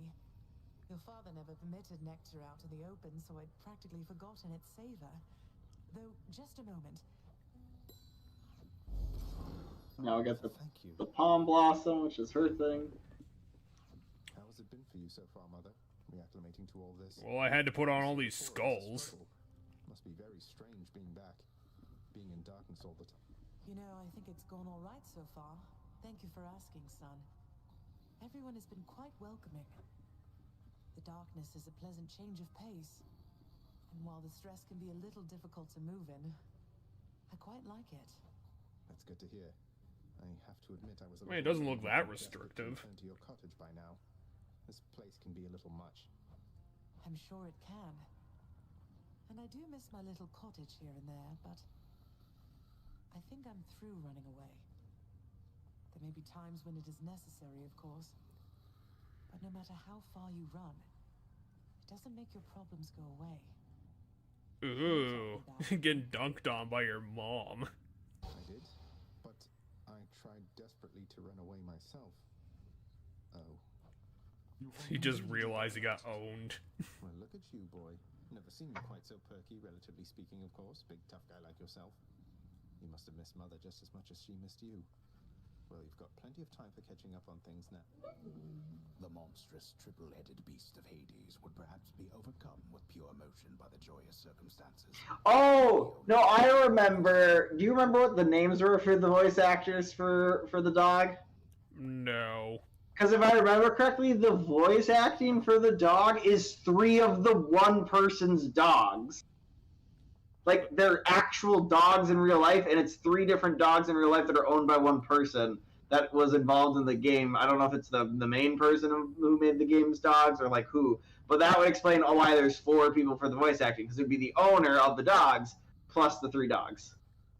Because there's 3 different dogs that do the voice acting for this character, if I remember correctly. How dare you, sir. Greetings, Father. So, I can just head on out there again whenever I want. Don't need to stick to any rigid schedule. Your unpredictability is one of your assets. Our defenses must always be on guard. So yes, go about your You are no business longer a as terrible best. son. It's now the best thing that you're good at. To keep helping me, thinking I'm trying to get away from you to them. We can't keep this up with them forever, you know. I do. Your mother, the queen, is working on that. I'm Which going maybe on a will be the quest. plot of the second game. I don't actually know what the plot of the second game is going to be. It's about Olympus coming down to smite the underworld for some So is this reason. our first time giving Hades a nectar? Possibly. I mean, he's been an asshole to us the whole time. I mean, I don't know why we would give him But I'm anything. going to give you an exchange. But fine, I'll honor our custom. You're welcome. So I think the voice line was different, but yeah, the first time you give him a thing, in fact, if before the post game, if you can keep handing them to him, and it will not give you anything back. Here we have to give him 2. Once he gets his second one, he'll give us his item. He will have an item. Say, Orpheus, I heard what must have been a song of yours. It went something in the blood. You know that one? Oh, that one, yes, I know. I mean, it was a favorite, I was told, by those who listened to the music I created with my muse. It was a most productive time back when we were alive. Orpheus is just constantly going to be depressed the entire time. I highly doubt it, no. Oh, come on, talk to Nyx. Persephone, the queen. She has returned. Give us your secrets, Nyx! To leave a child. You know everything. To all of us. I scarce believe it too. What happens now? Pick up the pieces and begin again. Exactly that. Together, let us find out. Sounds good. It's not like she came down here with a plan. Just so I understand. Breaking through everything in your path, taking resources from your father's realm, trying to get through me. All of the Not shit everything. I guess that's right. But before you ask, I'm not doing it for him. I'm doing it for you, Meg. Kiss. to leave this place for good. But I didn't think you'd take responsibility for anything either. Anyway, we'll just have to kill each other more officially, I guess. We'll make it official, all right. At least she's not being a complete asshole anymore. Freshly caught, just for you, chef. Give us something good for the bass, at least. We got the ambrosia for the bass. Pleasure. That's worth it. Got anything good? Do you have 15 keys? I have 10. Well, too bad. Just gonna have to sell off that ambrosia. The garden's always open now. Oh yeah, the garden's open now. Oh my god, you got a reward for finishing the game! Ah! The garden of Persephone, the queen. Yeah. We can go into all the rooms now. I think the room, like the office room, I think that has... Oh no, we can't go back in there yet. It's too boring to go in there. I think that room eventually has, like, data on how many runs you've done, and, like, this. It has, like, a lot of that data. Anyway, this is actually, because we beat it once with every single arm, we get 10 blood. As of late. That's a pretty damn good We reward. beat it with the fist, so we've beaten it once with every weapon. So we did it after 7 or 8 episodes. Come on, boyo, let's gather more steps. It was Yeah. it was a 3-month project. I got you. This game definitely took longer than I thought it was going to originally. But I feel like the game sped up significantly when I stopped letting you make the decisions. You just couldn't handle the hard mode challenge. Yeah, because eventually I went, okay, I know exactly what I need to do to win. I'm going to just do it on loop. With different weapons. I did, like, similar builds, different weapons. But yeah, I prioritized Athena, or not Athena, I prioritized Artemis and Ares, which is my go-tos. I know there are some builds for other people that they think are stronger, and I can agree with some things. Like, I think dropping the Ares in sake of things like... You gain Yeah, so one after every random- six rooms, one of your abilities gets a random gets one level up. One of your abilities at random gets a level up. We should just wear that constantly. In the hypothetical future where we kept playing this game. But yeah. We didn't get Dionysus's thing. I Fuck forgot to that get it guy. even though we bumped into him a couple times, including that last run. Fuck off, that guy. But yeah, some other builds I can see being really useful. I think there is some good combo abilities that come from the Zeus. I think the Zeus Athena combo is a really strong like idol. As you're dodging, you're still doing damage. Like you're constantly doing damage with that. There's the strength of your knockback effects. Put the thing on them that they take damage when they walk. That is a ton of damage from Poseidon that can come out of there. I definitely got a new appreciation for Poseidon in this most recent playthrough of the game. I've also lost appreciation for Athena. I thought Athena was super good when I first played this game. I don't think she's as good. I think the reflect of damage isn't as strong as it feels at times. And in the long run, if you rely too much on Athena, you'll notice it's not as good. Aphrodite is trash. I don't think Aphrodite's trash. I think Aphrodite's abilities don't fit with most people's playstyles of the game. They work very defensively. I feel like this game rewards offense a bit more than defense. So there is that. But I do believe they are good. I think they're good with like the gun. They'd probably be really good with, and like some of those weapons that you do feel like it's harder to be offensively strong with, and you end up finding that you might want the defense more. I think a lot of her passive abilities are really strong. Like she does have like just the flat damage reduction ability is hers. She also has a good couple of abilities that help you get like more HP throughout your run and things like that. So I think she's pretty good. I actually think Athena right now is the weakest. Dionysus. Never mind. Dionysus is the weakest. I find most of his abilities are hard to use. In the last run, I showed the strength of what I believe is the only time he's warranted, which is the fist weapon with the main attack gives the hangover. But I think the hangover damage is a much slower and much weaker version of the Bane ability, and that you might as well get the Bane ability rather than the stacks of hangover. Yeah. Demeter's super good. I will never not like Demeter. Demeter's a good example of, once again, like an ability that's not necessarily increasing your damage, but also like makes the game super easy. And that's the chill, slowing enemies down, is super, super good. Yeah, and, Demeter's top 3. She's real good. And I think if you get her from the start and you like focus on just trying to get her as much as possible, I think there are some abilities that do make the chill do damage later on. It's just you need to have like things that build into it. So that one starts to show up. So that makes her even better when you do get that stuff. But yeah, Demeter is definitely top 3. Artemis is number 1 in my opinion, strongest one in the game. I feel like that could be contested by Artemis, a couple others. There's people that makes arguments, but I think Ares. I don't know if I put Ares as top 3. Not gonna lie, I think Ares is the easiest on paper to work. Like he's the most easy. Throw this into my build and it will make me better. Yep. And I think that's Ares' strength. I don't think that he himself is the build maker. I think he complements every build. I think Bane is a great ability to have on those slower attacks you'll only do once in a while.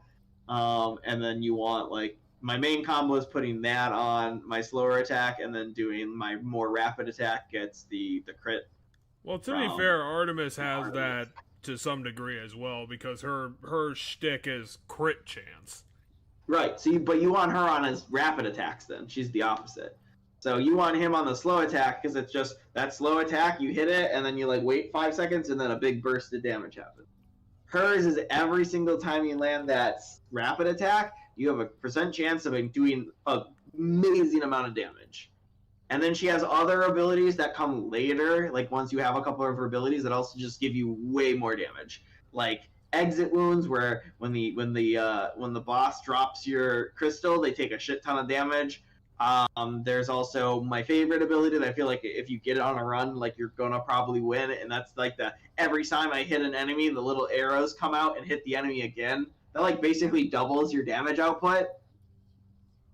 Not quite, but like it's a huge chunk of damage because those arrows are flying out rapidly, and each one's doing like, on the lowest rarity 10 damage, on like the highest rarity like 15 or 16. So like it's a lot of damage really fast. And Hermes is just technical stuff. Hermes doesn't actually work the same way as the other gods. He's similar to to chaos in that way. So as it's mentioned, only so many gods will show up in a run. You can force additional gods by taking these items in later parts of the run, but only so many gods will show up in a run. The exceptions to that is Hermes will always show up, and that's because his abilities aren't like you're never going to get your attack does this because of Hermes. That's not a thing. It's Hermes stuff is all going to be about your dashes or things kind of akin to your dashes or like things that speed up certain gameplay elements, and that's all he does. There's a very smaller, I think there's a much smaller list of things he can give you than any of the other gods. And then same is true for Chaos. Chaos is always going to be just a very basic thing that comes from a price of, you know, you're going to lose HP from doing this, or like the X thing is going to do more damage to you, or some negative thing is going to happen. But after so many rooms, you're going to get this benefit for the rest. So if you can put up with the negative for a bit, some negatives are easier to put up with than others. For example, I think not being able to see what the next room is like pretty trivial at the beginning of the game. You know, you might end up getting things you don't want or like potentially missing things, but you'll never know what you miss. So it's like, okay. But yeah, so when it comes to the gods, my opinion is Artemis is number one just because I think you have so many chances to land that crit, and those crits add up to way more damage than the Ares ability does. I think Ares is good because it complements every build. I think Demeter's super good because slowing down the enemies is just amazing. It makes enemies attack slower. It makes enemies, you know, stay put so that you can, you know, land stuff on them better. I think over here, I think in this particular day, like today, I found a new appreciation for Zeus. Zeus seemed to do a lot of damage. Like, his call was doing absurd amounts of damage from my perspective. I was like, holy crap. Zeus is doing a lot more damage than I thought. I also think Zeus has some really good combo abilities, especially the combo with Zeus and Artemis, which came up multiple times today. I also think Zeus probably goes really well with Poseidon, because Poseidon has that they take damage every time they move. There's one with Zeus that says every time enemies attack, they take damage, so you can combine that. So basically, enemies are just always taking damage no matter what they do. I also think knockback is really good. It's just harder to use than like just critting and slowing enemies down. So I do think Poseidon might be the sleeper. Like if I experimented more and tried to get really, really, really good at this game, Poseidon might be a super, super good one I need to start looking into. I do think though, I think I'm starting to find that what I first thought when I first started the game and first played it, that Athena was really good. I do think actually Athena is the weakest one. Well, Dionysus. Dionysus I think is the weakest one. Hangover is just really not that great. It gets you damage, but it gets you not as much damage as the Bane, and you have to get 5 stacks of it. So it fights over spots with like this, and I think like, you know, this and this are even better to have on your main primary attack or your rapid attack, because you know for the bow your rapid attack is actually your special. But yeah, so we never did get Excalibur like I thought I was gonna try to get today. We didn't manage not to need it. Well, that also says something about you is you didn't have to resort to easy mode to finish this game. Yeah. Grant me the aspect of Lucifer. All right, I'm ready.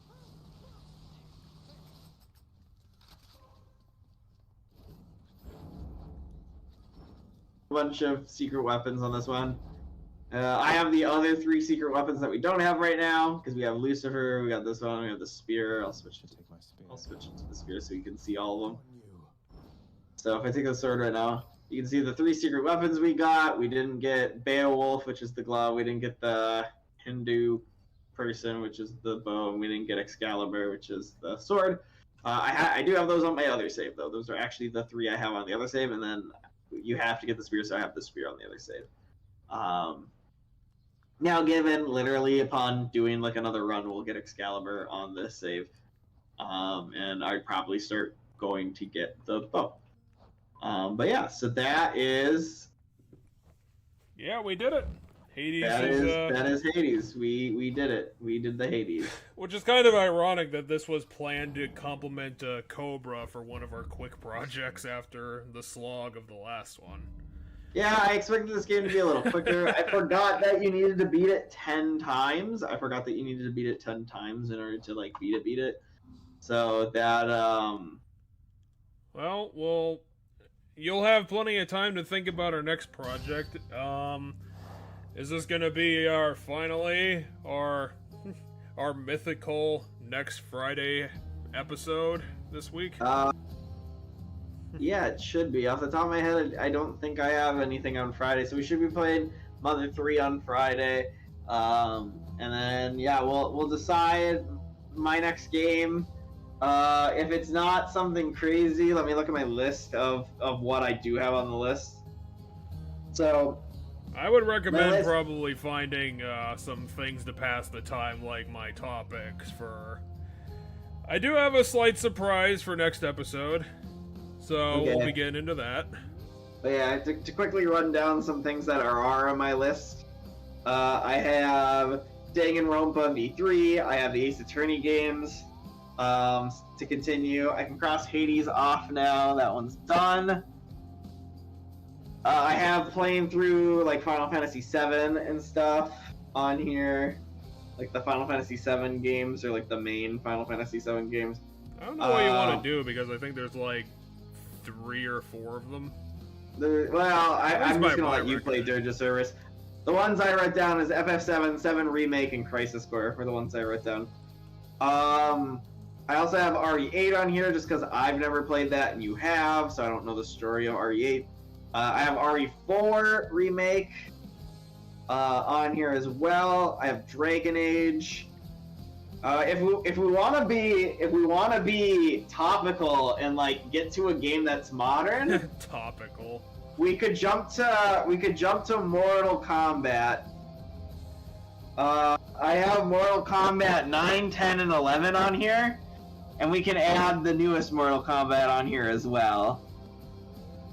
And so we have 4 Mortal Kombat games we could play the stories of, because those are the fighting games that typically that are considered to have the best story in them. Is Mortal Kombat's plus Injustice. Like NetherRealm Studios just been considered like the people who do like kind of the story modes the best. Now given, I will state at the end of the day, a NetherRealm Studio story mode is basically a movie. You play through the fights, like when the characters fight, but then it's just cutscenes of the actual story stuff.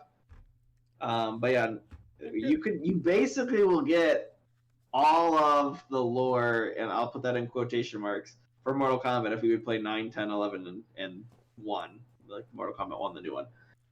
You won't exactly, because you'll miss 4 through 8. You'll miss the stories of 4 through 8, but the events of 8 leave everybody like basically dead, and so 9 starts with Raiden going to the past to reset everything, and so you play through a slightly different version of events of 1, 2, and 3, and then 10 has similar story beats to 4.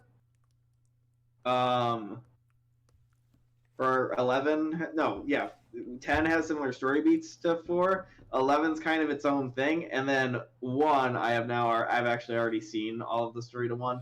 1 has callbacks to 5 through 8, if I recall correctly. I'd be a little intrigued just because Mortal Kombat's always insane. Yeah, so I'm thinking about doing that one because the new Mortal Kombat game just came out, so we'll be like topical. If like as I said, it comes out tomorrow because my computer told me I can preload it, so it comes out tomorrow. I know some people already have had access to it. I might even be one of the people who does have access to it, and I just haven't bothered because I pre-ordered it, and it might have just been pre-ordering it gets you. But I think you might have had to pre-order the fancy edition, and I didn't pre-order the fancy edition. I decided to save. I don't play Mortal Kombat games enough that I'm gonna want the DLC right away. I'll like wait for the DLC to go on sale later. So I just bought the base game so that I can play through the story if I want to on my own. Otherwise, yeah. But yeah, so maybe we'll play Mortal Kombat. I also have Life is Strange on here. Huh. So if we want to play a more emotional and story-driven game, I was gonna say right now I'm probably teetering between Mortal Kombat because it's topical, one of the Resident Evil games because it's close to Halloween and we'll be going into October pretty soon, Oh, or definitely. the Ace Attorney games just because that's the game series I want to get back to. Also because the Ace Attorney games that weren't available on PC are coming to PC, like the mainline games. We will have all the mainline games on PC once the new collection game drops. The only games we'll be missing are the Edgeworth spin-off games. I believe won't be on PC, but all the mainline and the Professor LinkedIn crossover game won't be on PC. But all the what is considered the mainline and not spin-off games will finally be on PC, and that's because the Apollo Justice games are actually mainline games. I didn't know this until I looked it up on the wiki, but the Apollo Justice games are mainline games for Ace Attorney, so they're not spin-offs. Apollo Justice just kind of becomes the new protagonist at some point. I don't know how or why, but yeah. And the other spin-off, we do have spin-off games we can play of the Ace Attorney games that are on PC, and that's the prequel where you play as Phoenix Wright's ancestor. Oh yeah, the visual novel one. Yeah, like an actual one. Yeah, and well, that's because that one came out much later, so it has, it's not a handheld game like a lot of the others, so it has a bit more of a style to it and like more animation to it, and I think it's fully voice acted. I don't know for sure. But yeah, so we could play that too, and that's great because that's where we get Hermlock Shlomes. The best name, one of the best named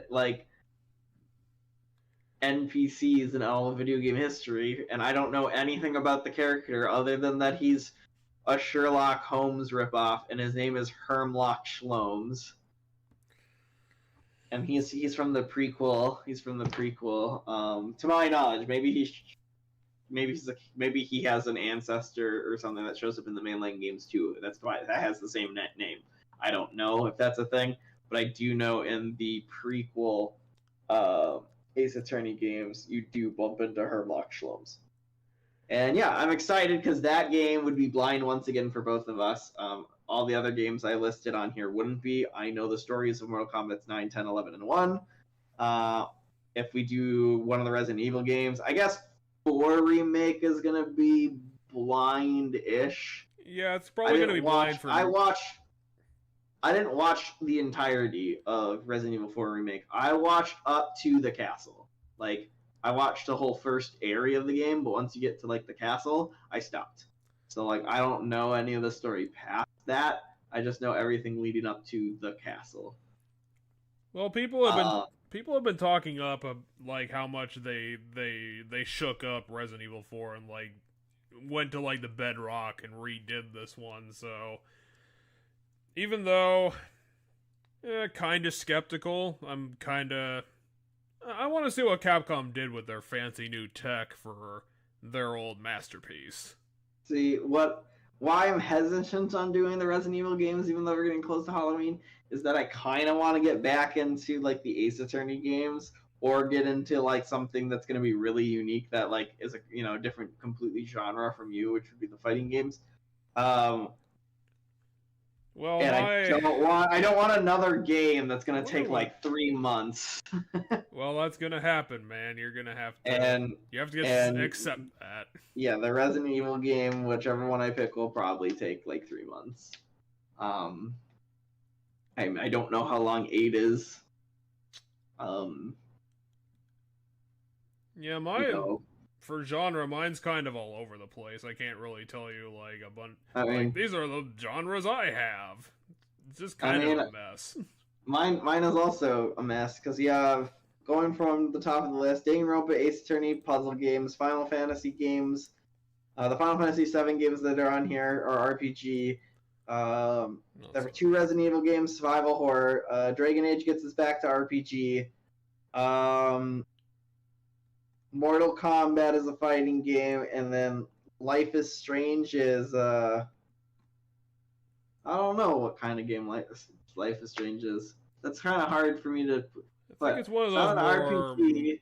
I think it's one of those more modern adventure games. Yeah, I guess. I was gonna say my brain says there's like puzzle elements to it, but like I feel like the puzzle elements aren't literal puzzles so much as they're like choice-based puzzles where like conversations matter a lot and you have to be really confident in your decisions. And that game is literally the gameplay mechanic of Life is Strange, if you don't know, is a gameplay mechanic that gives you the ability to second guess every decision you make for the most part. And so the game encourages you to constantly second guess, and it's a game where you need to make hard decisions constantly. And so, yeah, because the main gimmick to Life is Strange is that the main character gets the ability to rewind time in short bursts. So any decision you make, you can rewind and remake it to see how it plays out differently. There's also some puzzle elements to it where like you need to get to here, and in order to get to here, you have to use your time rewinding powers to like set things up in a way that gets you there. But I feel like that's not prevalent enough from my memory to like label it a puzzle game. But otherwise, other than puzzle game, I don't know what to call it. So maybe it is a puzzle game. Well, to finish up today's episode, I did want to kind of give my final thoughts on Skymness. Is to reiterate that, no joke, I'm being totally legit here. I did actually almost cry when the Igglybuff episode of that game was done. The ending just hit me in a weird way, and it has very unexpected characters in it, which is basically why that happened. I got like really invested in a story that was like an hour and a half long. So I basically wanted to say that if anybody hasn't checked this out, I would definitely highly recommend the Sky version, because that extra content is super high quality. Like, even for a couple of the lighter episodes with Bidoof and Sunflora, there's still some pretty damn good stuff in it. And the main campaign is probably one of the best Pokemon games I've played up until this point. It's honestly probably one of the top 3 if I had to pick something. Yeah, there we go. One of those other ones, I'd probably say my favorite of the core series is probably still currently Fire Red. I think it was just probably one of the best paced Pokemon games. I basically didn't have any problems with it. I got a super solid team. It was a really slick game. It was an amazing remake. I mean, it kind of had to be. Maybe later on I'll be able to give a better top 3 idea, but it's gonna be quite a long time until then. But now that we're here, I can look at my list now. Yeah, and maybe for all I know, I'll completely redo this list of games with Jif. Okay. Because I'm scrolling through my Steam list of just the stuff I have installed right now, and there's some stuff where I'm like, yeah, maybe I'll take the Final Fantasy stuff off the list, or because you're playing through the Final Fantasy games right now, or not. Maybe I'll let you play most of the 7 games on your own, but I'm gonna step in to play 7 Remake, maybe. To be fair, you're probably fine if you still want to do that, just because it's gonna take. I imagine it's probably gonna still take forever for me to get down there, because by my list, Final Fantasy, if I was to go straight through it, the first Final Fantasy VII is number 17 on the list. Yeah, okay, then we have a lot of time. Yeah, because the games I want to play with you are not all of the 7s, because I haven't played all of the 7s. I haven't even played Crisis Core. That one would be blind for both of us. But it would be the original 7, which I really like, and I feel like the gameplay, you're not missing anything. It's pretty standard RPG at that point. And then Final Fantasy VII Remake. I don't know if I super love the gameplay of Final Fantasy VII Remake, but I don't know if you would. It's kind of. I would have to get used to Square Enix's weird turn-based real-time duo system that they used forever. Yeah, so 7 Remake is more like a Devil May Cry action game where but you constantly have to switch between all the characters in your party, and you like build a resource as you do your attack strings, and that lets you do like big flashy abilities, and you have to set those up. So like it's a more, I would call it an action game where you're doing turn-based RPG elements mixed in with the action game. So it is not as complex of an action game as Devil May Cry, because you don't have to do the weird button combos. Because for the most part, your like normal combo that you're doing is just kind of mashing a button and then dodging at the appropriate time. However, the complexity of it comes from, and where I think it gets really fun, the complexity comes from mixing the RPG turn-based elements in between the auto combo, like essentially like the action game. So you're playing the action game, and it's very, it's not super difficult of an action game, very basic. But I think the strength of it and the fun of the gameplay is when you start weaving the turn-based RPG elements throughout that action sequence, because suddenly you're having to manage a bunch of resources and use a bunch of abilities at proper times throughout the chaos of an action game, where like suddenly you have to like switch mindsets to a turn-based mindset, so that you can weave this stuff in. And yeah, so that's Final Fantasy VII Remake's gameplay. I really like it. I understand that it's probably not, to some people it's probably fine and fun, but not the greatest gameplay ever. I don't know what it is. To me, it's probably the most fun gameplay wise I've had in like a video game was Final Fantasy. I think some absolutely amazing from start to finish gameplay. Like I love the gameplay, and the story's great too. Like the story's fantastic. So I think some people poo-poo the later Final Fantasy combat stuff, probably because they probably moderately changed the system from every which game. They basically, when they poo-poo it, is that it ends up being a weird blend, because if it's not handled correctly, then they end up fighting against each other and they start dragging each other down. Yeah, and I'm sure that is like that in some of them. I haven't played most Final Fantasy games. I played a chunk of 15, which is the one where he plays the boy band, and that game does feel like it doesn't have the same fun that Final Fantasy VII Remake's gameplay does. And I think part of it's because it is trying to do things differently, and it just feels like a worse Devil May Cry. Like it's trying to have the gameplay from like a Devil May Cry style game, but it doesn't have that same like weaving of the elements that Final Fantasy VII Remake does. To my knowledge, I would probably enjoy the gameplay of FF16, the new one. That one has more complex. I think it has less of the weaving of the RPG elements throughout, but it has a more complex action gameplayness, because I know that game has like you're building like a meter to do a super, but you have abilities that are on cooldown, and then you have like literally like Devil May Cry, you have a gun button and you have a melee attack button, and so you use, and then you have a third button that's like, I don't think it's an ability that is tied to the current like god stance. Like you change stances a bunch, and like it changes your elements and stuff, because you use like, I'm using Ifrit powers, or I'm using Shiva powers, and your third button does a power based on which stance you're currently in, and then you have the cooldown abilities that you use in between all of that. And so that's a little different, because that's all, in my opinion, that's all action gameplay mechanics that you're weaving together.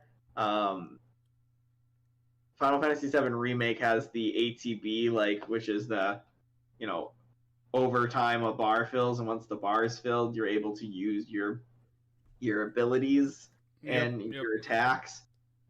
So an ATB gauge fills while you're auto stringing stuff, and all of your abilities that you can do that are like stronger than just auto attacks are tied to that ATB. But so is using items is tied to that ATB. So is using limit break. So like basically every mechanic other than here's my auto attack button is tied to that ATB. So you have a lot more choice.